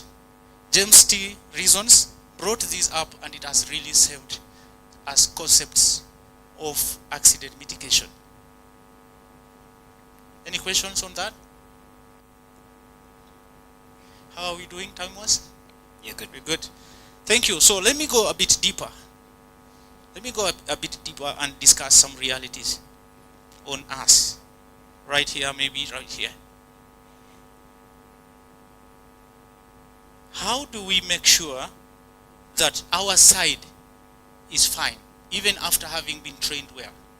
Now, in the training, we say IPSA, and I think there was a question, that was a technical one, that asked what are the common mistakes of the riders. Yeah. They are not very common. Those 5, and I think the person who asked 5 knew exactly what they were asking. I will endeavor to also make my input on that question. Yeah. I will consider that on my training structure. There were only 5 items that I learned, and I learned in 2 years. Can you say IPSA? Information, position, speed, gear, acceleration, IPSA. This is a concept. It is a philosophy. This concept is the foundation of riding. It is the system of motorcycle control, IPSA. Information alone has a lot of pages, like a whole book on information. And at the information level, if you crashed, something has to do with information.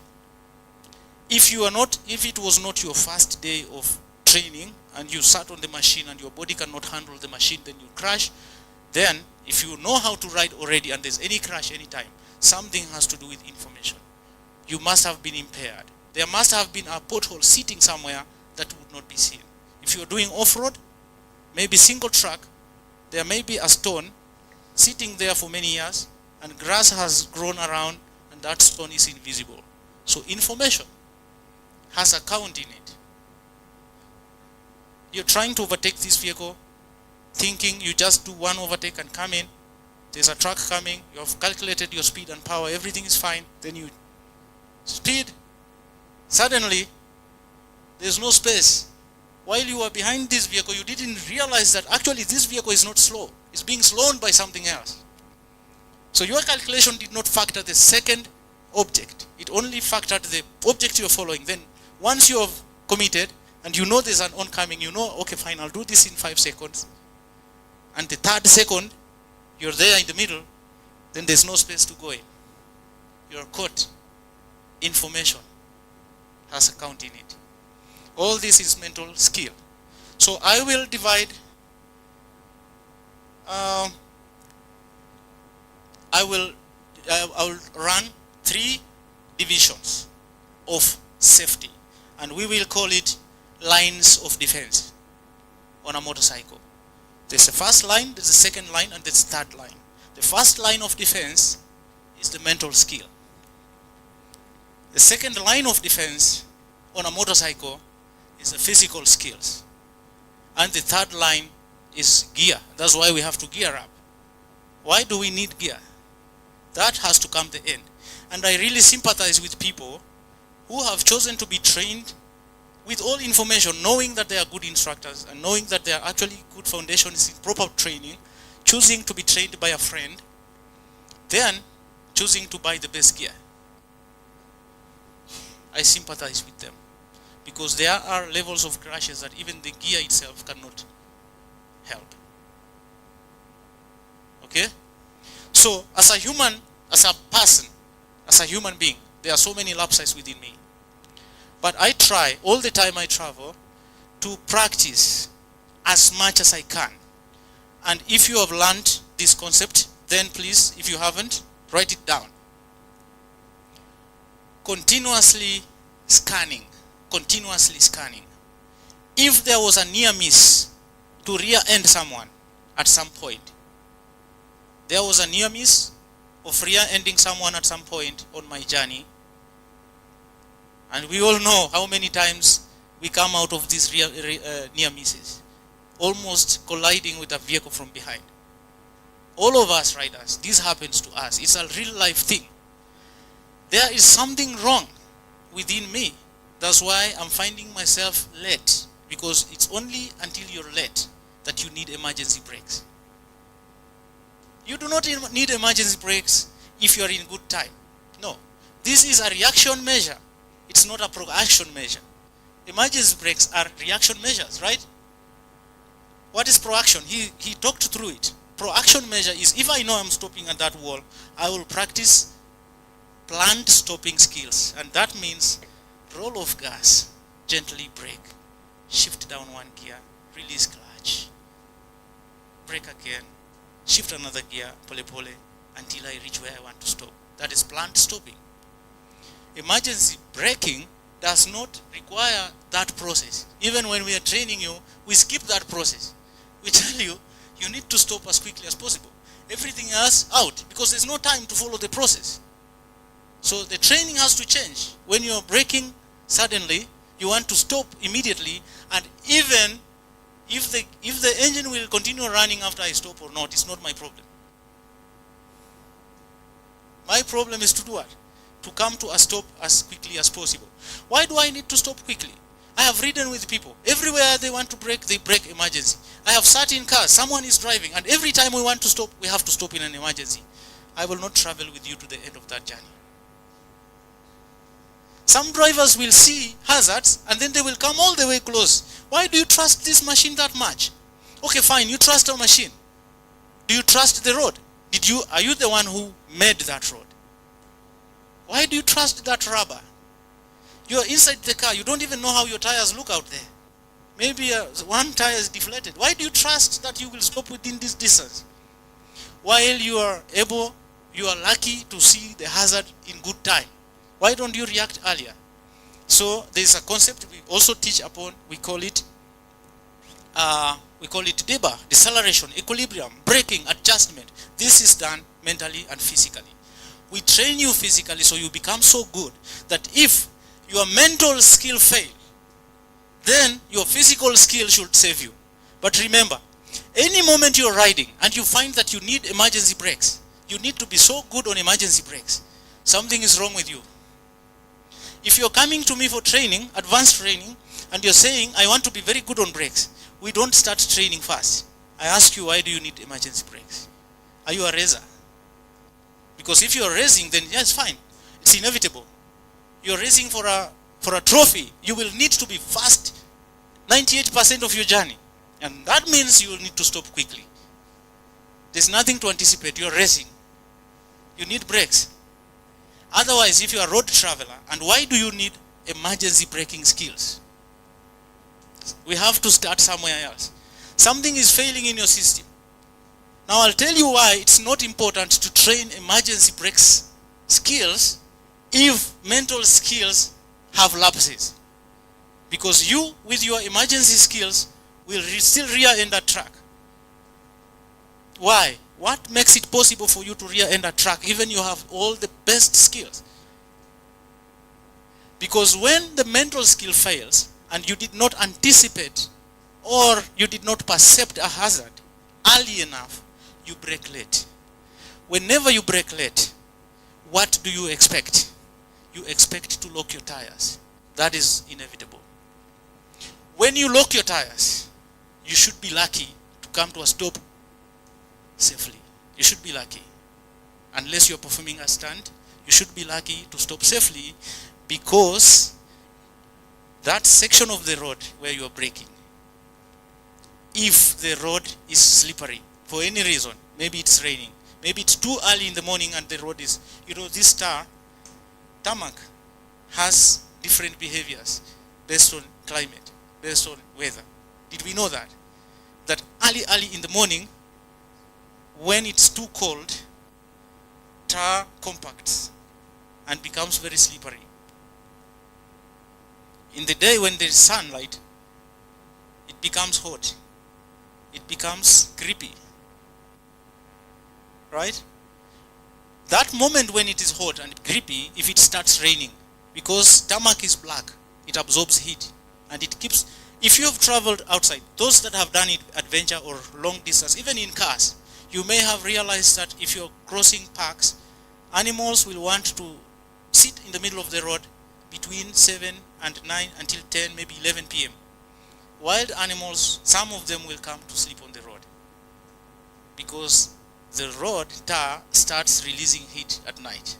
It absorbs heat in the day and then it starts releasing heat. So it's still hot. Yeah? That moment when there's the sudden chemical changes, that now the tarmac was hot, it was grippy, and then suddenly there's water coming and raining, this thing becomes like soap. That moment, the early minutes of raining, never trust your speed.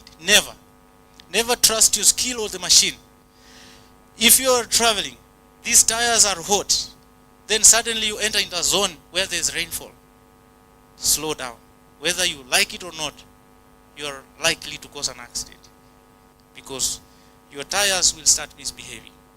They are straight into a place where they are not used, and that sudden change of traction will cause impact to your riding. Sorry, let me ask you, do the mods apply? Very much. If you are riding this 1300, this bike, this particular bike that is standing here, that has traction control features and sensors, it will sense that at the same speed you came in, the same traction you've had for the last 10, 15, 20 seconds has changed. Just when you step on that section, you know, the amount of gas you put depends on the amount of spin.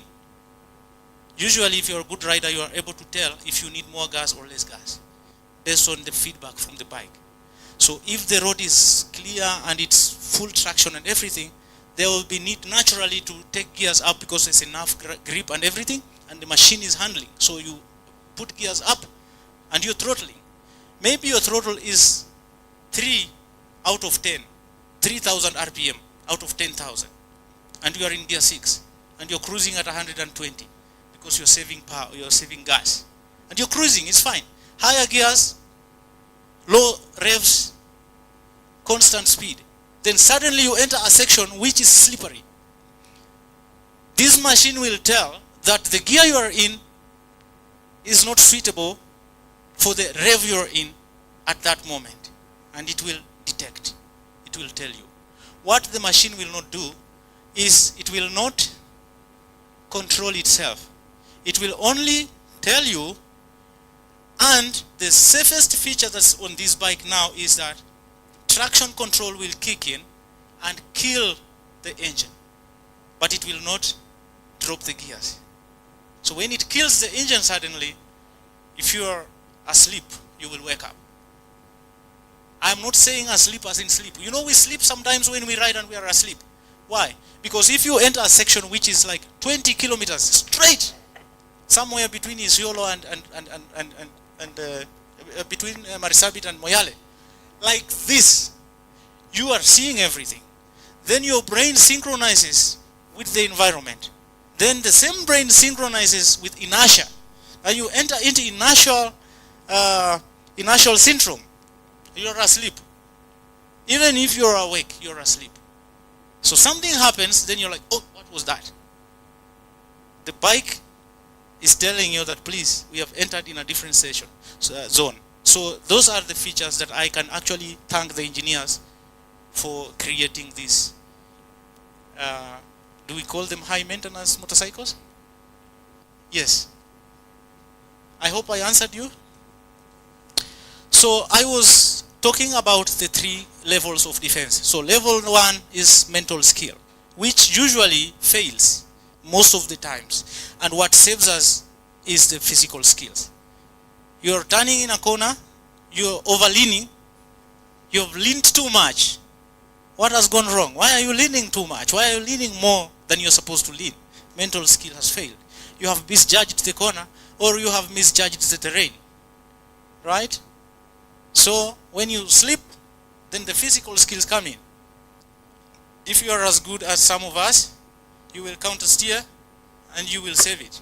If you're not so good, you may slide and fall. So physical skill will come in to save the day. If the mental skill and physical skills are not able to save the day, then the question is, where did you buy your helmet? Because you're going down. Yes, how much is your helmet? When you went into the shop, did they present all the options? Which one did you choose that time? Did you choose to save 5,000? It's time to pay. It's time to pay back the 5,000. So it's like that. Gear comes in to save what has already failed and what we cannot control. It comes us to reduce injuries because an accident at that point is inevitable. But this accident has materialized. When the mental skill failed, it was the journey towards your accident. And that could have been 5 hours earlier or 5 seconds earlier. Mika mentioned 2 seconds in the future. We should also be able to see 2 seconds in the future. When I say this, I'm talking about these accidents that occur most of the time and the near misses. I will give you a concept also. I'll say big 4, just like the big 5. Big four of the road. Number one, intersections. These are proven sections of the road where accidents occur. These are sections of the road where it has been proven that the data shows that most riders have been killed in junctions worldwide. So the junctions take number one, big four. Big four number two, bends. Bends take it. Big four number three, overtaking maneuvers. Either you're overtaking or being overtaken. That's why I started by saying I would rather be faster than the slowest. Am I making sense? Then sudden change of terrain. Mostly when visibility is poor. Mostly when visibility is poor. That takes number four. Some of us want to travel at night the same speeds we travel in the day. And we ask ourselves, are we able to see the images that we see in the day clearly just like they are? We see. What is sight? Visual intelligence. How far do you see? And how fast do you drive? That is a one-on-one thing. It's nipe, nikupe. We say, can't see, can't go. Can't see, can't go. Can't stop, can't ride. So if you can't see, why are you going? You only go based on how far you can see. Tuko pamoja? So this dedicates following distances. Following distances. If I'm following this vehicle that's right in front of me at 100 kilometers per hour, looking at the distance between the vehicle and myself, ask yourself consciously. Mika also mentioned that, conscious, being conscious all the time, putting your mind on the bike. Only if you put your mind on the bike, let me tell you, things will happen. You will go through lots of trouble if you do not have your mind on the journey full time. Sometimes as human beings, we have lapses. Things come and takes us away for seconds. But remember, if you have this concept, you're still good. Keep a good distance. And what is the good distance? We are off 10 minutes. Okay, fine. Let me conclude that and then maybe answer two questions. Just go on, and then after 10 minutes you can get into the question and answer. Thank you. So following distance, this is one concept we use. One, pick a static object that's right there where you are. Static object like a goal, electric pole or anything, landmark, pick it right there, start counting. And you must say these words. 1001, 1002. If you say the words 1001, 1002, are we together? When you start right here, the car is at that wall. The car that I'm following is at that wall. I start here. 1001, 1002. If I pass where that car was when I started, if I target fixated that place and I started counting now, and by the time I finish 1002, I've already passed that area where the car was. I am too fast. I'm too close. I am closer than 2 seconds to that car, because it takes 1 second to say 1001. Can you please say 1001? That's 1 second. So if you say twice and you've already passed that area where the car was, you're too close. Slow down and then start over again. If you say 1001, 1002, then you're halfway where the car is. You're too far. That gap is a risk to you again. We all know drivers in Kenya. They don't want to see, like when you enter your house and you see a rat there. That is how drivers view us. That's how drivers view that space that is in front of us. If it is a truck, it's okay. Do you know why matatus respect trucks? Small cars, our beautiful ladies in small cars respect matatus. And they don't respect bikers. It's because of that chain of command. Everybody wants to be in command. But you can only command the people that are below your level. So truck drivers don't respect anyone else because nobody will scare them. If you enter into a collision, you lose. They may pay you, but you may also lose your life. They don't. Matatus, as far as they bully other small cars, they don't bully truckers, because they know they can get killed. So it is that chain also. Are we together? Tuko pamoja? So this commands our positions on the road, and drivers don't want to see bikes. You are riding in front of this car. This guy is tailgating. He wants to pass you. He wants to push you off. But if you are driving, they would not be doing it. So we say, how do we survive? Territorial defense sometimes serves. If I'm keeping a distance for a reason, speeds are 40 kilometers per hour or 50 kilometers per hour, speed which anyone else could be doing. And I've chosen to stay behind this car because I have panniers. I don't want to overtake. There's a gap I'm leaving, and this guy wants to come in. I will position myself in a manner that if they have to come there, they will pass on top of my head. That is a good territorial defense. But if my bike is doing 100, and that's the limit, or my limit, or the limit of the road, because cars can be faster than bikes at some point, not because the bikes are not faster, but because of the risks affiliated. In case you enter into a survival zone, like you start braking all of you, you have less chances of survival.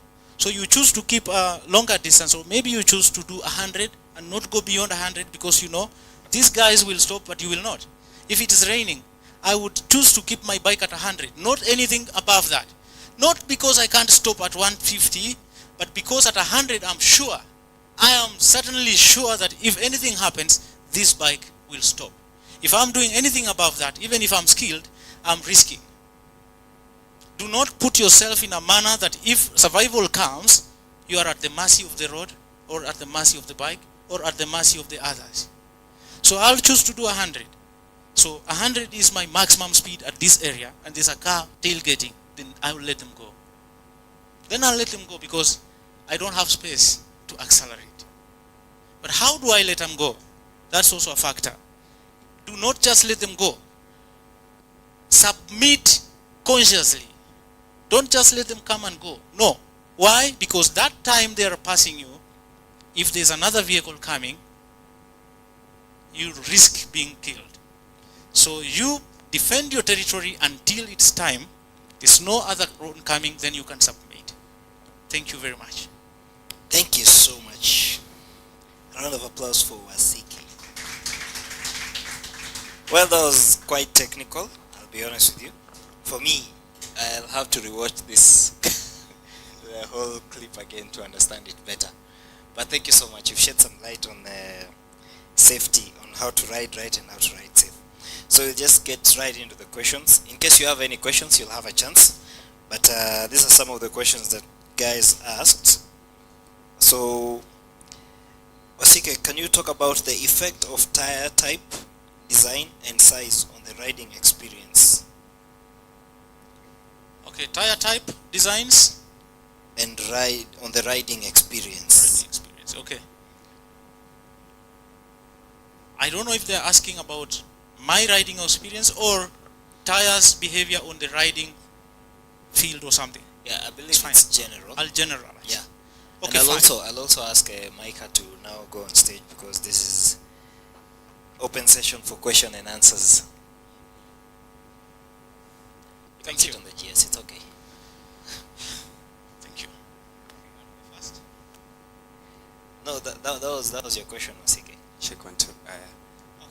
BMWs. Okay, I'll do that quickly. There are so many types of tires in the market. Relatively, at some point, all these tires will have the same features. All of them will have the same features. But what tires are they made for?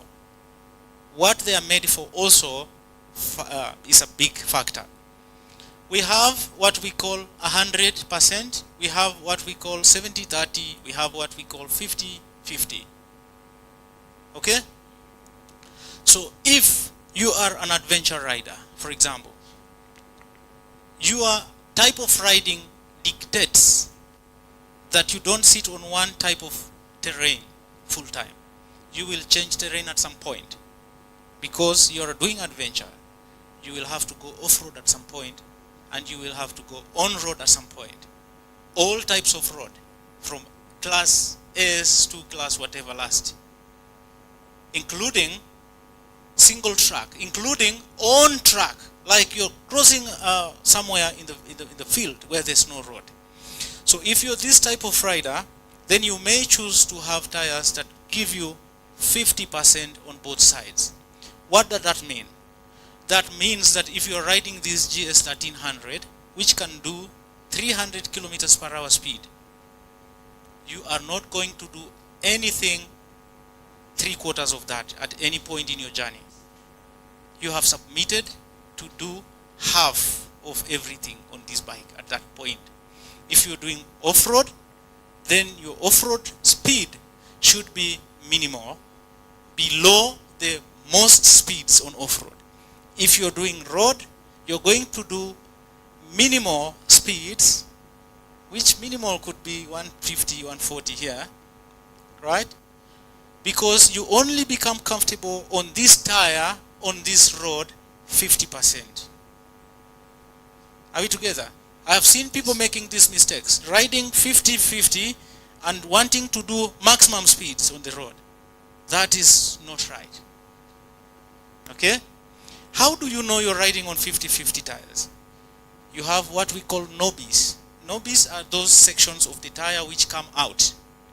And then we have tracks. Inside the tire, there are tracks in them. Like these are the tracks and these are the knobbies. If you are riding 100% off-road bike, then even the bike will not have lights. The bike will have very long suspension. It will be very high. It will be very light. The tires will be fully knobbies, so that the knobbies dig into the ground when you're doing maximum speeds of off-road. So how these tires are designed, they are designed for the purpose. And I think, Micah, we are in the process of putting this in our structure. That if you come to train with us, we have to teach you which tires to use, because we have found out that many people in their experiences, long time experiences, don't even know what tires to ride where. Okay? So they are 50-50, they are 70-30. If you're doing 70% road and 30% off-road, then it means you are still an adventurer, but you're an adventurer who loves road more. But at some point, you will have to divert off main road to find your camping site somewhere. Okay? These 70-30 tires, most of them will do everything on off-road except mud. Except mud. So if you're riding on a 70-30 tire, you should fear mud. It's true. Regardless the bike you're riding. Okay? If you're doing 100% knobbies, then you don't even worry about mud as far as you're on off-road. Again, if you bring a knobby tire on the road, it's the most dangerous time. It's the most dangerous. You know, a knobby tire on tarmac does not even brake, does not even have, like you accelerate, then boom, you're down. You don't realize, because these knobbies, they don't have grip on tar. They need a surface that can give way, so they can dig in. And tar is so hard, they can't. So we have tires that are called slick. Slick is like this book, as smooth as this. If you look at the MotoGP bikes, you will see their tires looking like this cover. They don't even have a line. Slick is the best, is the 100% road tire. But we don't ride on slick because there may be rainfall at some point. So you need those tracks to prevent hydroplaning. Oh, okay. Thank you. Okay. Kat, maybe just to add on that, the easiest way for layman language, it's like if you look at his shoes, look at your shoes and mine, we can't go straight onto the same terrain. Those looks comfortable. You knew what you were coming to do. Yeah. He's planning to go somewhere. After this? Yes. Clearly. So am I. So who are you when it comes to tires, right? Yes. Oh, nice. Okay. So Mr. Komita from Uganda, who's watching live, is asking the instructors to talk about lane filtering in Africa. Is it legal in Kenya? But what's the difference between lane splitting and lane filtering? Mika, you go first. Amesema hiyo ni ngumu, you My brother, Oliotia. Oh, Oliotia Sebo. So he's a very good fan from Uganda. Who? The guy who asked the question. Oh, okay. He's streaming. Okay. Different territories, and I mean countries, have different laws and rules. In Kenya, we've been pushing this this is like the 4th year or something with the PBAC, under PBAC. We've had an MOU with NTSA, and we've seen the light at the tunnel end of it. It is, but at the same time at what speed? So if the traffic is doing 20 and below, then you're allowed to be at the middle, but also you have to do it in a way that you don't inconvenience others just for your own sake. So lane splitting. So the question you asked, lane splitting and lane filtering. Yes. Splitting of lanes is left-right. So there is the two-way traffic and the one-way. So let's put in a scenario whereas ongoing, oncoming. So you're going from your lane, ongoing, to the oncoming and back again to your lane, versus on thicker road, 4 lanes going same side, and the same, you know how you guys do it, the super bikers, no? From left to right and the other checkers. So if I get it right, splitting lanes is on thicker road. You're on 4 lanes and you're splitting all these 4 depending on. I normally say as a good rider, I don't switch the lane because a car ahead of me has stopped. I already anticipate I'm gonna be slowed down, then I switch in time. So switching, right? But now whereas the cars are going opposite directions, then you have to switch from one side, left, to the other. Whereas now you'll need to do it at a slow speed, whereas not all countries in Africa, even in states, not all states, I think it's only California that allows that, also under certain speed. Maybe you can dive slightly. Thank you. Yes. Just an additional, Curtis. In my opinion, how I understand filtering is if something goes through where other let's say obstacles or objects cannot go through, and then one thing like water or something that's liquid that can go through, that's filtering. Okay? If vehicles are aligned on the road, right, in traffic jam, both sides, and nobody is moving, and I'm the one guy moving alone, I am filtering. Because I'm the only person that can go through traffic. Everybody else is not moving. I'm the only one moving, so I'm filtering through. However, lane splitting, in my understanding, is inside filtering. So if there's a space between this lane and this lane, and my vehicle can go through that space without endangering the life of the others, and I'm going through that space, I have split the lane. Does it matter the direction of the vehicles? Thank you also for that question. Lanes are considered those gaps or spaces provided for people to travel within the same directions. So lane applies only on a one-way traffic road. If it is a two-way traffic road, then we can say road splitting. It's not lane splitting. Okay. So what about when cars are going this direction and you're going that direction between lanes? What do we call that? Lane splitting. That is lane splitting. Yes. What about when cars are going this direction and you're going that direction in between cars? Can you start with the last question? Still lane splitting. Lane splitting, I just wanted to if ask there are for two clarity. lanes, there are two lanes, all vehicles going to the same direction, and you are between those two vehicles, then you are splitting their lanes. So you're using the lane, halfway the lane on the right and halfway the lane on the left, and you are in between those two lanes. So you have split the lanes. Awesome. Okay. Any I questions? I would like to just emphasize something on that lane splitting. In Kenya, they say they have just allowed. I haven't read the law myself. I'm in PBAK. I think I'm going to do that research. But I think also I've been reluctant on going on that because we have been fighting for this. However, I think it has been there always. Lane splitting is dangerous in any country, including that California. It's dangerous. It's a dangerous act when you choose to travel with someone else within the same lane while they are the possessors of the lane. you are coming in to inconvenience them in their space. It is a dangerous act. However, because we ride bikes, you know, if I was to sit behind a car, then I wouldn't ride. What is the essence of riding if I should follow cars? So I want to have, you know, that ease of motion. However, so as trainers, we teach people, we tell them, when you are featuring, first, you are responsible. Second, you are liable. Even if it's allowed in Kenya today, because, you know, you put one law, but you also have to know what happens on the other side. Their rights starts where ours end, right? Their rights begin where our rights end. We want to filter in their lane, and we want to be allowed by the law. Question is, what if they come towards us and knock us? So who pays who? Or who blames who? Are we together?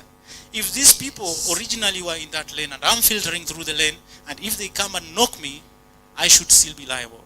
And this information will come in to tell you that do not be happy when this law is being passed, because it is a trap. It's a death trap on you. You're being allowed to make a mistake so that you die. I will not accept. I will assume it is unlawful, and then I'll ride responsible, knowing that if anything happens, I'm responsible. Okay. So again, another viewer from Uganda is asking, what does it take for one to become a certified motorcycle instructor? We have very few in East Africa. I don't know any in Uganda. Mika, you've been to Uganda before? That's home. Yeah. Where are there no instructors in Uganda? So probably I'll start to say it depends with the culture. You'll figure out Netherlands has more instructors of bicycles than any other place. Culture allows cyclists. Because they use more. Yes. Another thing, how to become one. Like Wasike mentioned, Ben has been under his wing for this is the 4th year. I have another guy also training. This is his 2nd year. He's called Simon Mwendo. And how I got in, probably I'll say, first thing is initially back then, we used only in Kenya to have a license of 5 years as a driver, and you're allowed to teach. And then my generation, Gen Z, of instructors, when we came in, we had to be taken back to the school to KTTC to be taught as teachers first. So you have to learn how to teach, then you are taught how now to instruct. But at the same time, if it comes down to the motorcycle, then that curriculum it's a gray area, because the only thing I learned about as an instructor in school within the Kenyan curriculum is always wear a helmet and a reflector. Yeah. So The helmet is the yellow one. Well, yeah, the watermelon one. So how now I have to be out of my comfort zone and find out more. And that's why I was under someone who nurtured my talent, trained me how to do whatever I'm doing. Then I ended up now graduating and upgrading my skills. Recently is this year, the motocross, which was facilitated with the MSFK, under FIM, the Federation International Motorcycle. So there's different levels, but maybe he can't be the first one in Uganda. He can come to Kenya, we see how it goes, and nurture him. And then get more, yeah. Okay, interesting. Wasike, you didn't elaborate more about, you didn't talk about your school, and if how much you charge and if people can pay in installments. We have different structures. We have a structure which brings you with your bike to only assess, self-assess. Like we assess you, then we tell you, this is your level, we think you need this, this is where you are. Some people have been riding for many years, but they don't know where they are. So there's a structure for that. There's also a structure for if we assess and we find that you need some training, we recommend. Then we give you that partial training. So the fee varies based on the need of the client. But the fee that is like constant is the learning to ride. If you come in as a beginner and you want to learn how to ride, we will charge you 20,000 shillings. That's basic. For 16 hours, yes. 20,000 for 16 hours. Yes. Okay. Now someone here is asking, is it safer to ride fast or slow? And then he's also asking, is a loud pipe necessary? Mika, you answer that one. I'll start with the last one or the first one? Whichever with the first one. Is it safe? Is it safe to ride fast or slow? And is a loud pipe really necessary? Yeah. There is one thing when you're always riding slow that happens, and you allow everybody to come and overtake you. Now, if you've been overtaken, you're submissive. Like he mentioned something about a driver decides to overtake halfway, then they push you off. You know, you're submissive, there's nothing you can do. But I always ask myself, if I'm in that traffic, flow of the traffic, and I'm the one doing slightly, I'm the one who decides at what time to overtake, then hatutazoeana na huyu wa nyuma, so the car behind me or in front, you know. So I won't advise always fast is the safest, but neither always slow is the safest. So what is it, where are you at? What are you doing? What is the flow of the traffic? But I prefer to be the one to submit. But some bikes cannot allow you to go slow. Vyombo vya usafiri. Some bikes cannot allow you to go slow. Nah, the bike didn't come at your doorstep and said, let's go. You went and picked it up, so you are the one because to decide. Because it has an option of going fast. Then who is riding? Like, look, if you have AR6, for instance, if you go slow on that bike, it heats up. Well, you bought it for track, right? No. It could be commuting, it could be speed. On that note, you know, sports bike are legally, ideally on the track, not on the road. You're aware. They're legally. You guys just forced issues. What do you mean? So bikes, yeah, different bikes.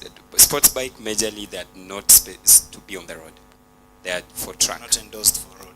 Yeah, but because of the detuning and all that, you can easily do that on the road. Yeah. What is your take, Wasike, on that? Well, I'll say, what is the speed limit in the country you're riding, and what is the speed limit on the road you're riding? If maximum speed on that road is 100 kilometers per hour, then it will be unfair to argue that this instructor will say, fine, well, let's reason and see if you can do 150 on that road. It's unfair. They are hazards. Is 100 kilometers of a sport bike equivalent to 100 kilometers of a car? Road speed is road speed. What reads on your speedometer is what matters, but road speed is road speed. Okay. Nice, okay. Yeah, Oh, is so I a take the loud exhaust. pipe necessary? Did you answer that? Necessity of the loud pipe. I will argue it's an arguable, it's a discursive argument. And this is my argument, right? From the concept of our training. You should ride like stealth. You should ride like stealth, like nobody saw you. You know, there are people who get at home and first thing they remove their tie and jacket, they start saying, you know what, I almost killed a border today. That border rider does not know that someone has gone home with the memory of his actions at some place. We should never ride and impact ourselves in some other people's safety such that they remember us for the bad way of our riding. Okay. Having said that, what is it that we can do that people will remember us for in the bad way? If we cut them in and they have to really survive, right? If we try to pull stunts in front of them, trying to please them, but those stunts at that point could have put someone else in danger.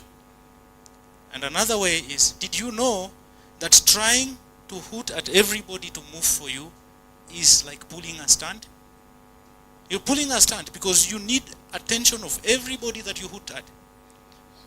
Otherwise, what is the horn for? Can I ask you a question?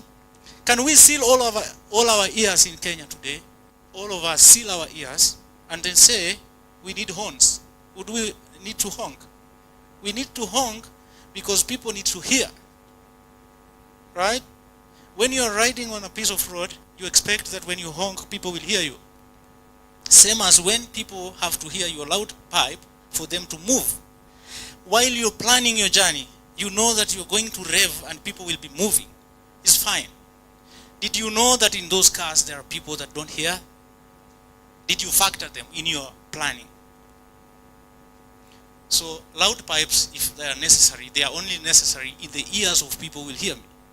What about those that are legally travelers on the road, but they have the incapacity of hearing? What about them? But you know, there are some loud pipes that have good sound, like they're musical. You know, like the cross-plane engine. Yes. I know one of us in the audience has You're one changing bike. the topic. Yeah, I feel you're changing the topic. No, not really, I'm being honest. If you Cross-plane have engines. if you have a loud pipe for the sweetness of the sound, then that's fine.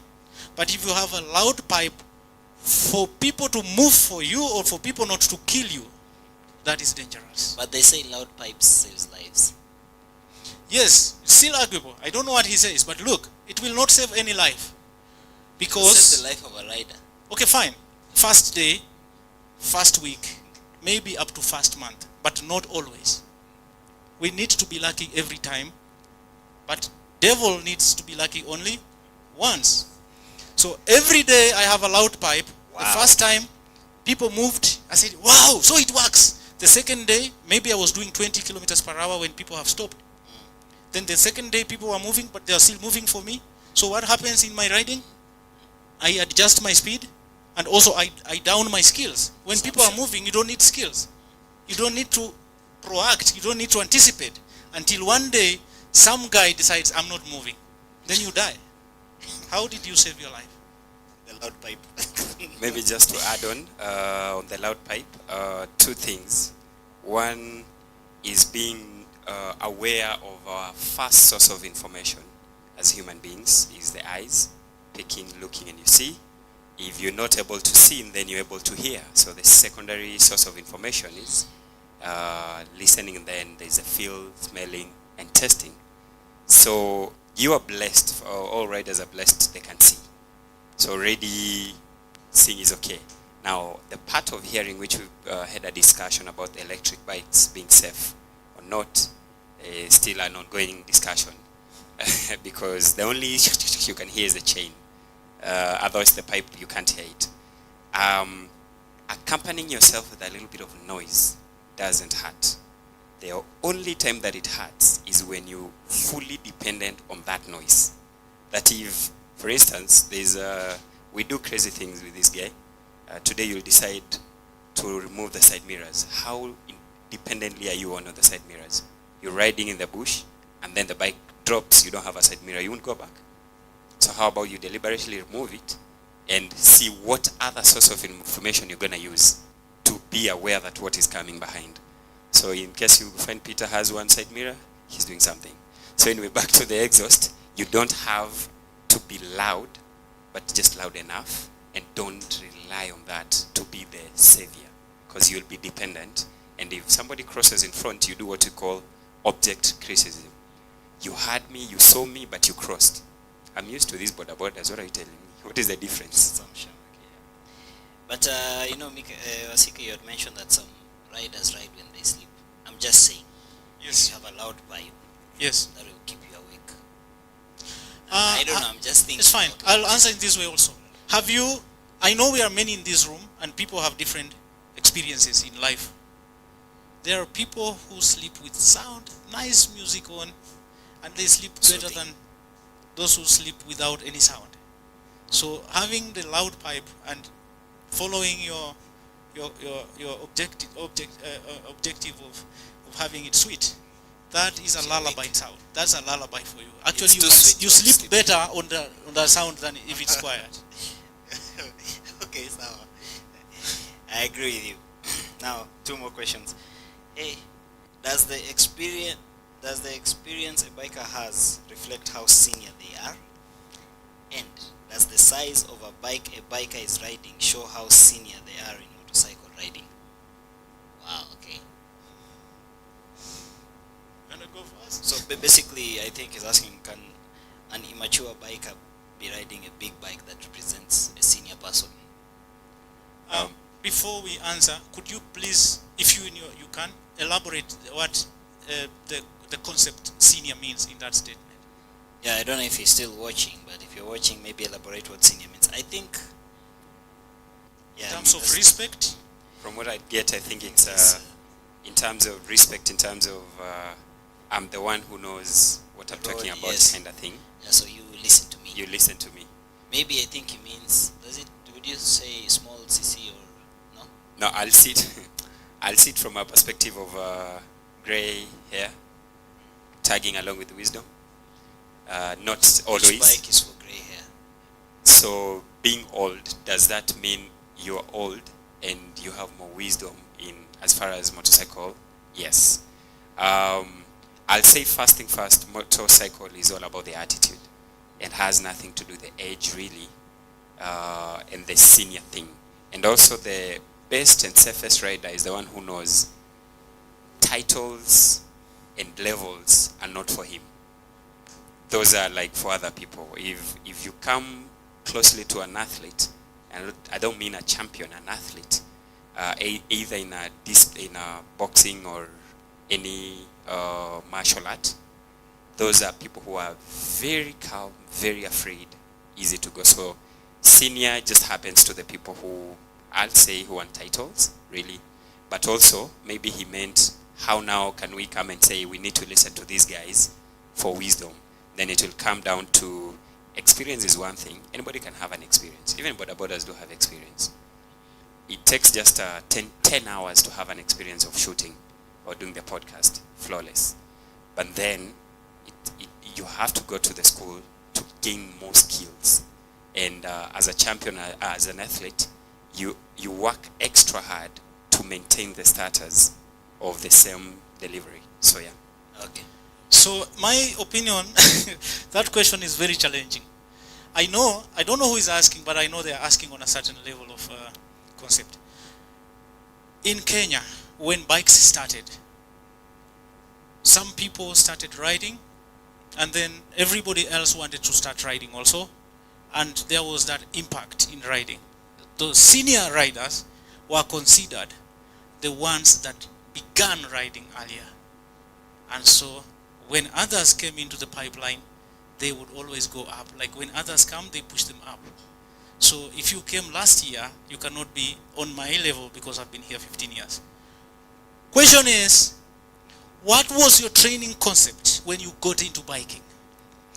What is your foundation? In 15 years experience, who are you? Then I can now say that either those who came last year, having gone through all the proper riding training and concepts and practice and everything, they may be better than you. Those who came last year may be better than you, having 15 years of experience in a roadie, in this, because experience, there's good experience and there's bad experience. I don't know if I make sense. So Yeah. it does not justify seniority in riding, number one. Experience does not, unless it is a good experience. And that experience should be based on the levels of safety and not speed or stunts. Okay? Okay. Number two. The second question was the size of bikes they ride. If it dedicates, they are better, right? I don't know if that means budget-wise or... No, it does. I think it does. In my opinion, it does. For you to ride this bike, you need experience. You need to be good here. If you live with this bike for 1 year, then you realize you really are good. And if you're not very good, you'll become very good. This bike and being good are at par. Actually, I have witnessed people who ride small bikes with a lot of experience being the worst ones. I have witnessed that. Small bikes and experience are very dangerous. And that's the example he brought, boda boda. Everybody knows boda boda are bad people because the machine is too small. You can maneuver with it, you can do anything. If you are more skilled on this bike, you can kill many people. So there's a space of fear when you're riding this machine. You know how dangerous it can be, and that can make you better. So I think, yes, those who ride these big machines are considered good riders. However, the knowledge of this machine and good riders, if you want to get respect in the society, is also there. So some people would choose to travel and bring in a big machine and tell everybody that now I've upgraded, I've ridden 5,000 kilometers, now I'm a good rider without training. We know those that are good, well trained. We also know them. And we know how many people have had so many accidents before they upgraded. And we know what they did in their pipeline. If I decided to become a good rider, so I upgrade after an accident, then it's fine. I have learned my lessons. But if I'm looking for societal title, then I'm becoming even more dangerous. All right. Thank you. So last question, and then we can take question from the audience for about 10 minutes. So you can ask, you can answer this question 1 minute each.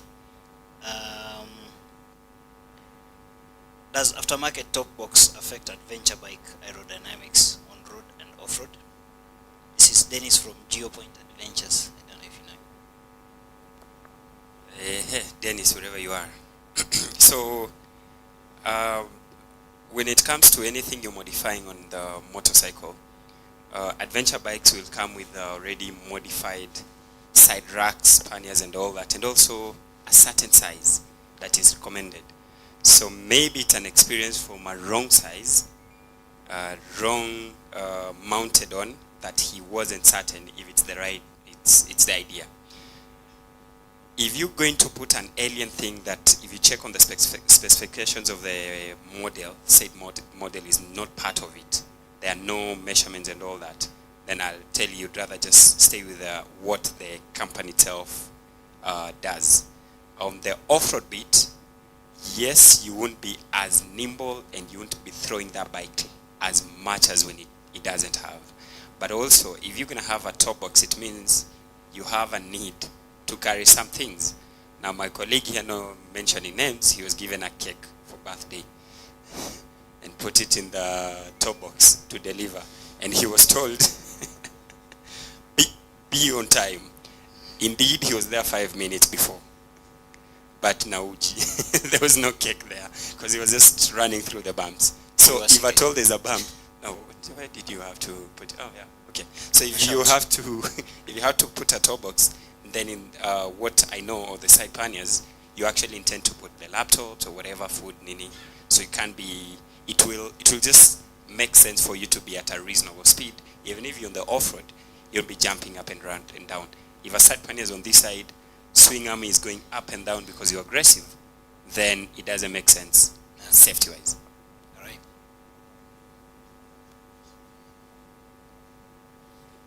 The question is, does aftermarket top box affect adventure bike aerodynamics on road and off-road? Aftermarket top box. So they are asking about top boxes that are put after someone has bought the bike. Correct? Yeah.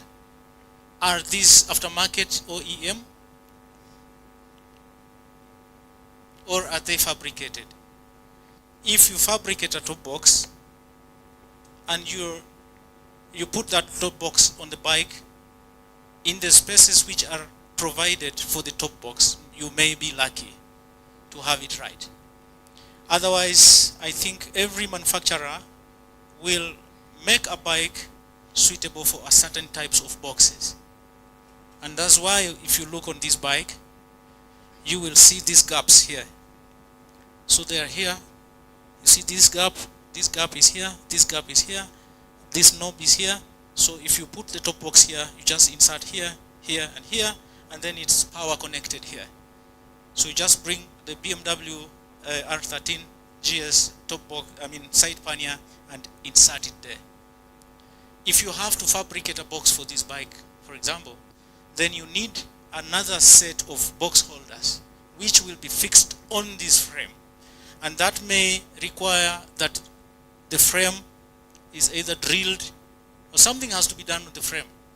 It is dangerous and illegal to tamper with the structure of any vehicle. Thank you. It affects balance. It affects balance. If an engineer who places it there, places it so well, then it doesn't affect balance. But which bike is it that you're putting a top box on? Some bikes were not designed to carry any top box. Yeah, so if you're putting a top box on a bike that was not designed for any learning, for example, then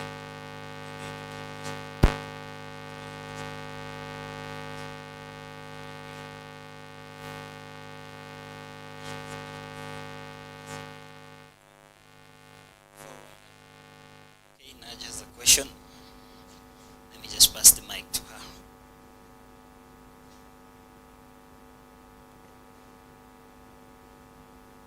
Hi again. I have two questions. So one, I want to ask, what factors do you need to consider when you want to upgrade? When do you know it's time to upgrade your bike? Second question, and what type of bike as well? Maybe you're moving from an ADV to a sports or from a street. Yeah. Second question is, I also don't want to come off as I'm playing the gender card, but I've also noticed there are no female instructors. Forgive my ignorance. Is this something that you guys look for? And where do we sign up? Naju wants to be an instructor, basically. That's what she's asking. Let me start with the criteria of what makes you feel it's ready to upgrade, or rather I'm ready. I always say don't upgrade the bike because the pocket says so. Let your skills shout from the stairs. And I use myself as a good example. This is what I learned, the mistakes and the right things I did. So I rode Apache 160 for the longest time. That thing is tiny, yeah? I used to go for a meeting, then when I chuck off, somebody's like, you came from this, you know, so it's tiny. Close friends used to tell me, now it's time, but I upgrade this thing. But there's a little bit of a juice out of it. I haven't just gotten hang of it, vizuri. So I started going on the track with it, rest it. I was like, now it's time. But before that, 2019, I got a 650 V-Strom. In my mind, I was looking at those videos, guys jumping with, adventure adverts can make you feel like you are a superhero. Lifting, jumping, and checked on the V-Strom. The advert was really appealing. Got the V-Strom, tried it out on the ground. Amazon, OLX. So then I realized I've gotten a wrong bike. Because one, I didn't take time to also go through to understand the type of a rider I was. That V-Strom is a perfect bike only on the road. I was looking for an off-road kind of tool. So the mistake I did is I didn't seek for more knowledge about explaining like somebody, an expert. I feel like I'll be doing Mombasa to Nairobi, Kisumu every now and then. On the road, more like 95%. Only kidogo when I reach in Kisumu or Diani, then I go on the off-road. You don't need an off-road bike with that. Majorly on the highways, so you need such a bike. Then we have that person who wants to go to Diani, 90% off-road. Then such a bike will be bulky for them. So you need something, a simple tool. So upgrading time, be trained, and make sure also your skills are up to there. About the bike, sit down. I always say, run through about the sports bike. We normally say, Curtis, normally say kings ride while seated upright. Slaves ride while leaning.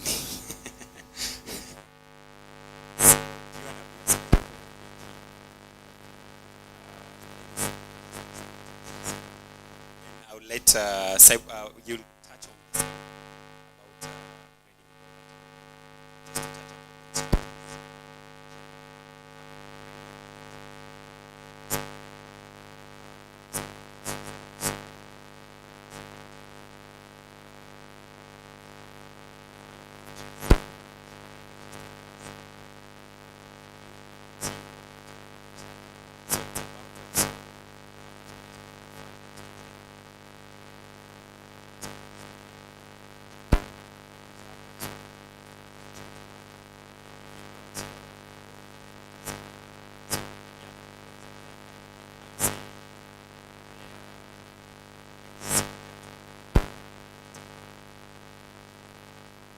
So let me start with the instructor one first. I'll say you're welcome. You're most welcome. If you have that time, you should be patient. It takes time, but please, you're welcome. we have very limited number of lady instructors, motorcycle instructors in this country. Please, you're welcome. We will put you on board. We will work with you until you get there. It depends on who is training you also. Some will require that you take longer. Some will require that you do this and that and that. Maybe watch through your riding and your capability of riding before they entrust you with someone else's life. But yes, you're welcome. The other one.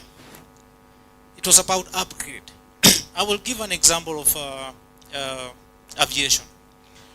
To become a pilot, you need this number of hours, this number of time, this experience to get where you're supposed to get. But some law has to be there. Someone has to watch. Someone has to regulate you and say, yes, now you can. Even if you want it today and you're not yet there, they will say, no, you're not there yet. In the motorcycling industry, unfortunately, we do not have those structures. So I will give you a way out. My personal opinion is, when you're riding a motorcycle and you travel like 100 kilometers journey, and you don't even know which gear you are in, but your speed and power is everything synchronized to the road you're riding. You don't even know how many times you braked. You don't even know how your clutch feels. It means your mental, your conscious part of riding has gone into subconscious. The bike you're riding is now in your system. You can let it go. You can upgrade. Only when you're fit to a level that you don't have to struggle with anything on this bike. If you're doing 80 kilometers per hour, you don't worry that if I start braking now, where will I stop? Am I making sense? You don't worry that if I stopped on this hill today or now, I would be going back and not able to control this bike from rolling back. Okay? You can fasten your upgrade. You can fasten your upgrade. You can also make accurate your upgrade by coming to us. Come to us, let us assess you on that bike. Then we will tell you that your physical skills are very good to upgrade, but your mental skills will kill you when you upgrade. We don't look only at the physical skills, yeah? So we can also help. Otherwise, people have chosen to upgrade based on their personal experience. I've been riding for 10 years, so I can upgrade. But these are only Sunday morning Java cool riders who go to a place to have Java and back home. Then they decide I'll upgrade. Others actually think, if this guy started riding last year and he's now riding at 1200, I should also be upgrading. And they do. Some of them, unfortunately, have had to upgrade and then come back to us to make them suitable for that upgrade so that they don't lose their title in the society. Okay. So the active flight hours is equivalent to what you call seat time? Seat time, yes. Okay. When you have this number of seat time, then we think that you're better to upgrade. Okay. But again, we need to know what you're doing on that seat. What you've been doing on that seat. You may have been sitting there killing people. Maybe creating content as well. Any more questions? Okay, so come here. Okay, my name is Dea. What advice would you give to those riders who ride while listening to music? Yeah, that's about also the loud pipes. Remember? Riding and music, not really. I do not, in my experience, have someone who relied on music to be safer. So it is a difference between loud pipe and that. No, but in the context of, it's lullaby, soothing music. Okay. So, yeah, music is good. Music is very good. But your brain that wants to listen to music, is it the same brain that wants to hear the horn of another person? We have sections that bring information into us whenever we are riding and operating any machines. And these sections are not many. The first, the well-known, is the ear, eyes. You have to see. Always, you have to be scanning around and to see. Can't see, can't go. So you have to see things. Any moment you miss things is when you get surprised. Also, when you don't hear something is when you get surprised. If there's a vehicle coming behind me and it has its brakes screeching on a bump, so I'm slowing down on a bump and there's someone who is braking so hard behind me, and if I can't hear those brakes, how safe am I? Because I do not have guarantee. I will not speak scientifically, but I'll ask this question directly. Why do you want to listen to music? Why do you want music to be running? Music has to run for you to be comfortable. Meaning, part of your brain has to hear that music. That music has to run through your brain, your conscious part of the brain, for you to love it. Otherwise, why would you love it? So if part of your conscious brain is into music, and at the same time, the same part of that conscious brain needs to hear unusual sound. Any unusual sound on the road is a hazard. Even on your own bike, it is a hazard. Okay? So I may say this. If I am doing adventure riding off-road, and I'm doing like, not crazy, anything crazy, but I'm just having like a nice ride alone or with someone, and we are riding and we have our gadgets connected, I would listen to music. I have no problem. Because risks are lower. Most of the hazards that I anticipate are visible ones. But if I'm traveling on a public road, I think it's dangerous. Yeah, so basically you need to have maximum awareness when you're riding your motorcycle. I think the next question, let's ask, you wanted to ask something? So, my question is to, Dennis, I'm Dennis. Question to both of you. How would you objectively describe a skilled rider? I say that because I realize in the culture, it's a very young culture we have in Kenya, in riding, and skill is always collapsed with speed. But if you look at the cases where everyone is speaking about, people actually die and make mistakes in slow maneuvers or in situations where you're not able to control the bike at a lower velocity, okay? And so, what's a skilled rider then? Because you look at things maybe in the Western Hemisphere or far up top east, and the criteria for what skill is very different. I mean, they have slow tracks, they have situations where they train people how to manage even these big bikes in tight turns and whatnot. So why the discrepancy, number one, then what is being done about that by trainers as well? Great, Dennis, thanks for the question. How many languages do you speak? 4. Impressive. Which is the first? 5. Oh, there we are adding still. Okay. Now, the French, Spanish, Italian, English, Spanish. So the European ones, if you don't speak them, you learn. Maybe when you're growing up, you're speaking with your friends, but then all of a sudden you go to Khartoum, where none of that is spoken. Now you start to learn the Arabic. What happens to the German? Right. Exactly the same with the skills. You will train and walk out top of the class. But then what happens is like majority of gun owners that I definitely know in Kenya, by the time before they got it, they went through a whole training and all that.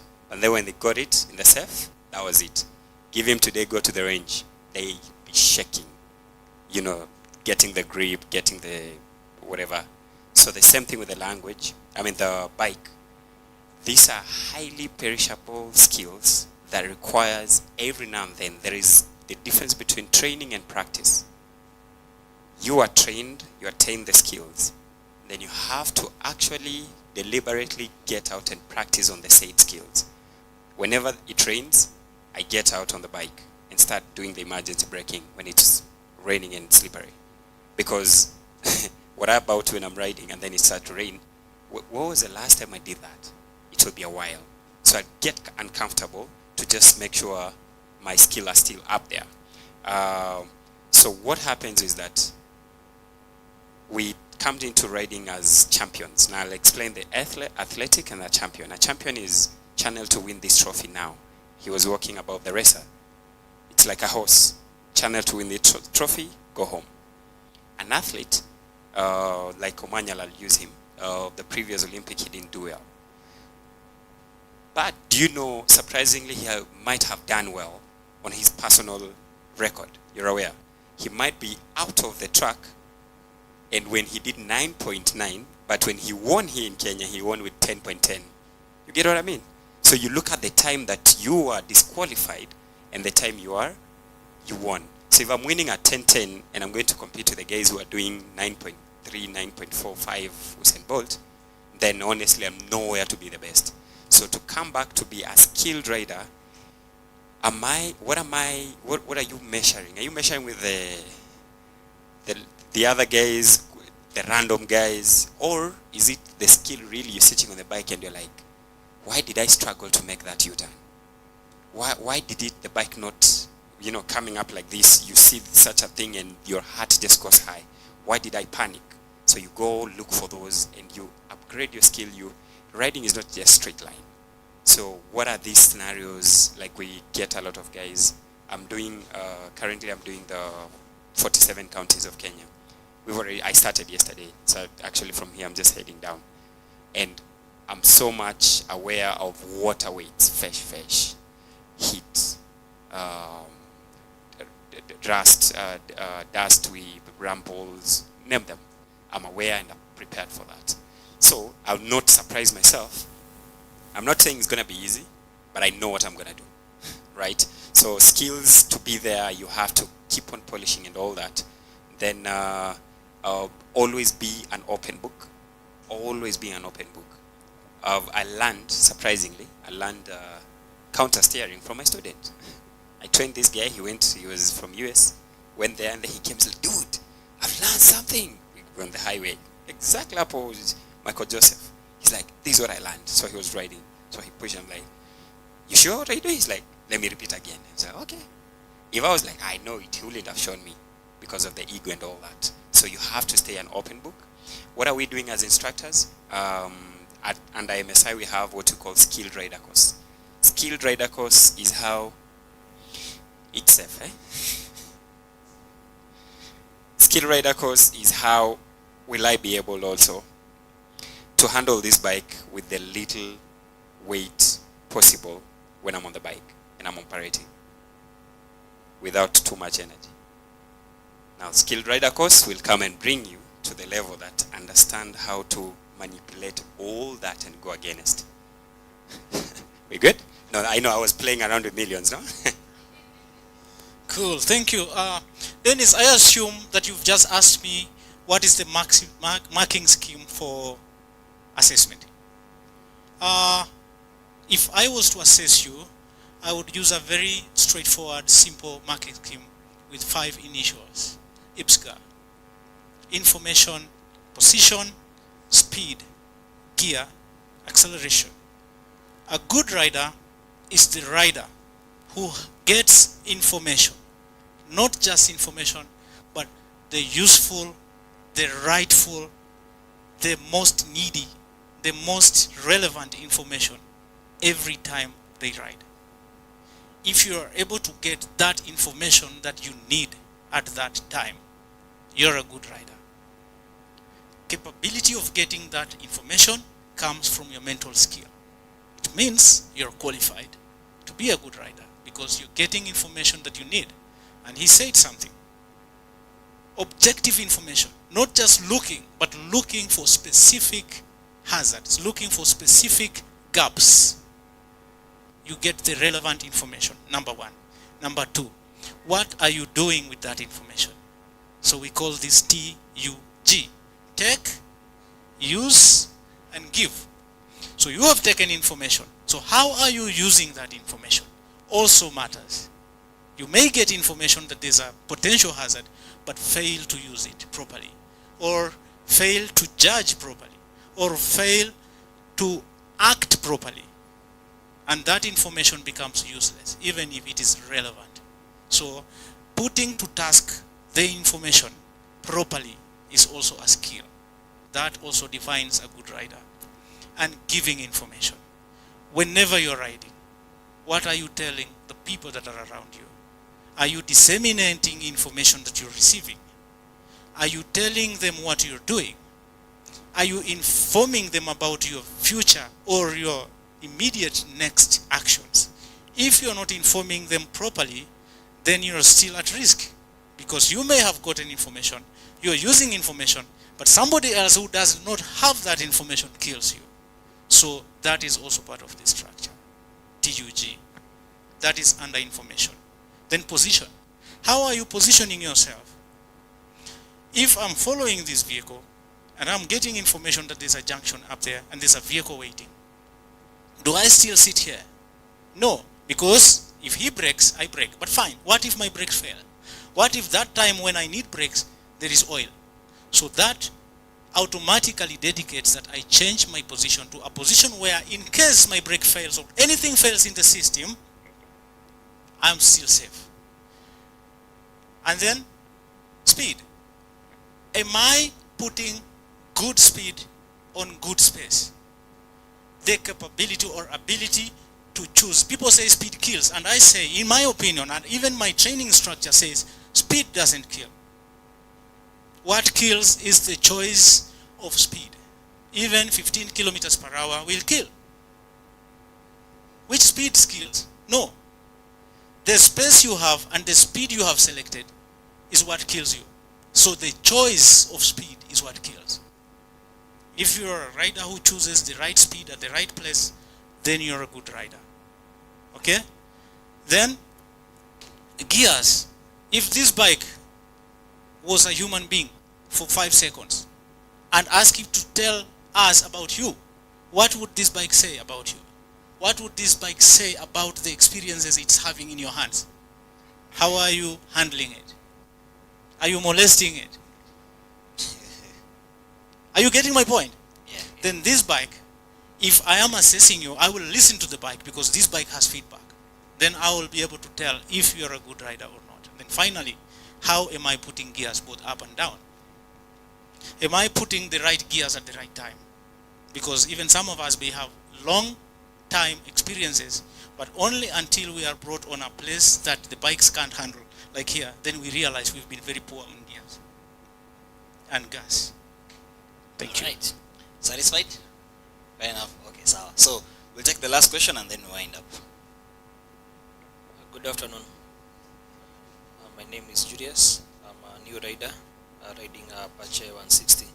So I had 3 questions for you two. One, Wasike talked about protecting your territory. So, because I've faced it a couple of times when maybe going to work, where should I be? On the center, the right side, or the left side? Then question number 2, I heard you talk about counter steering. What is it? And then the third one is how many RPM should I maintain? Because when we were coming today with Naj, I would check my speedometer and I saw I was at maybe 6, because I'm used to maintaining at 4, 5, so that I can keep up with her speed. So I had to rev more. And there's a point I reached and kasema ya kwanza enda tu nitakupata mbele. So maybe you can explain. That's the same Naj who wants to be an instructor, yeah? So there's always something that we normally say on the odometer. If you can do that, the better. Not you're hiding away to see what speed you're doing, but to listen to the sweet engine and actually just communicate to that. So I'll say the revs. Can you tell the revs and the gear a rider is in when the bike moves and passes by? Are you able to do that? Good. So you still don't focus about, because keeping there is relative. If I'm focusing on keeping at 4,000, then it means I'll be like, well, Ma3, I'm at 4,000. There's nothing I'm going to do less or more. Versus, how about when the engine tells you change the gear?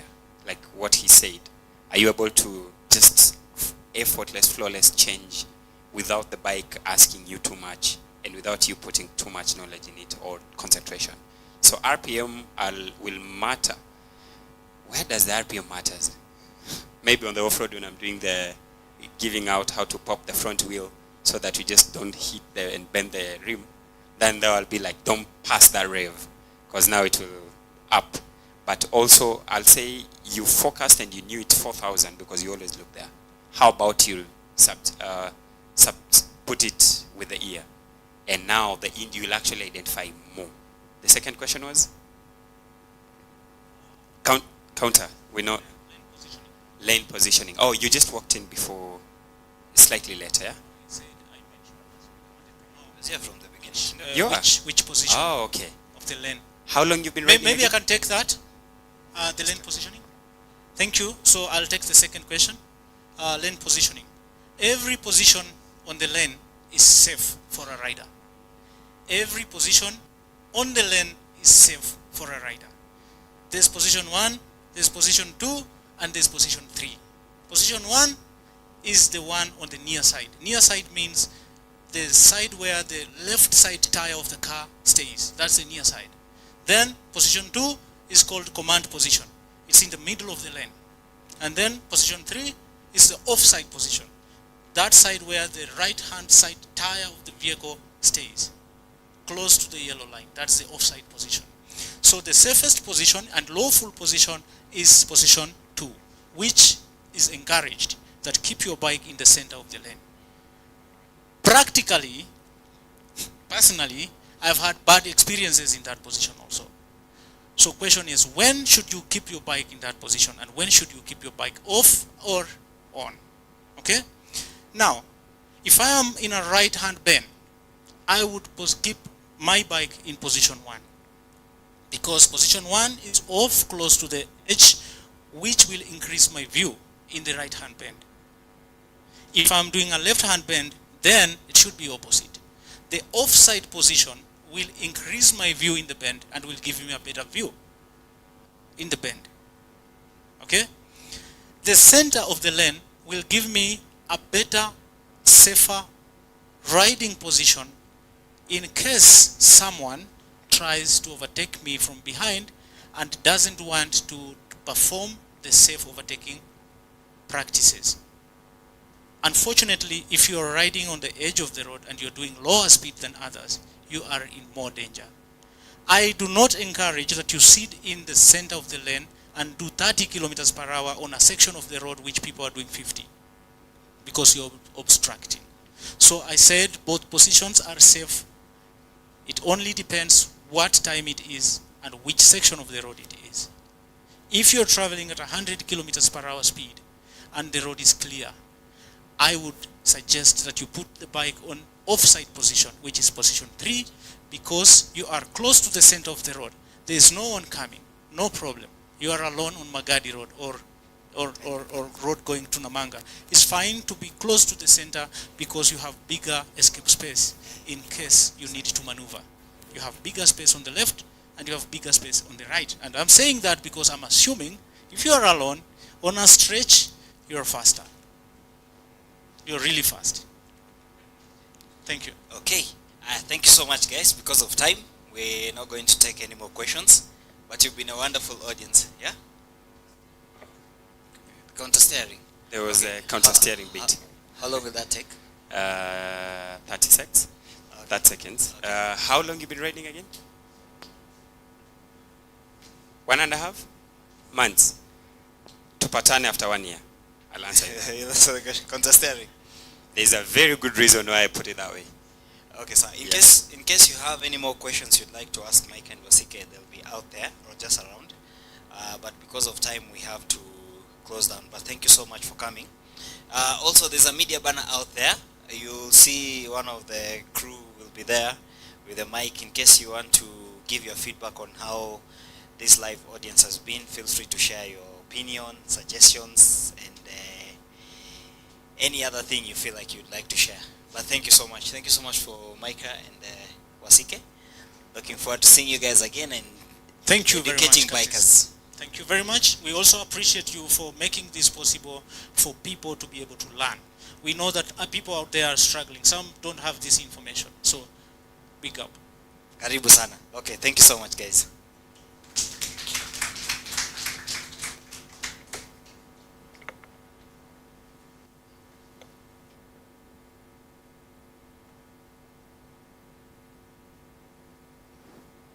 Oh, and there's more food if anyone wants to have some tea, some snacks, there's more.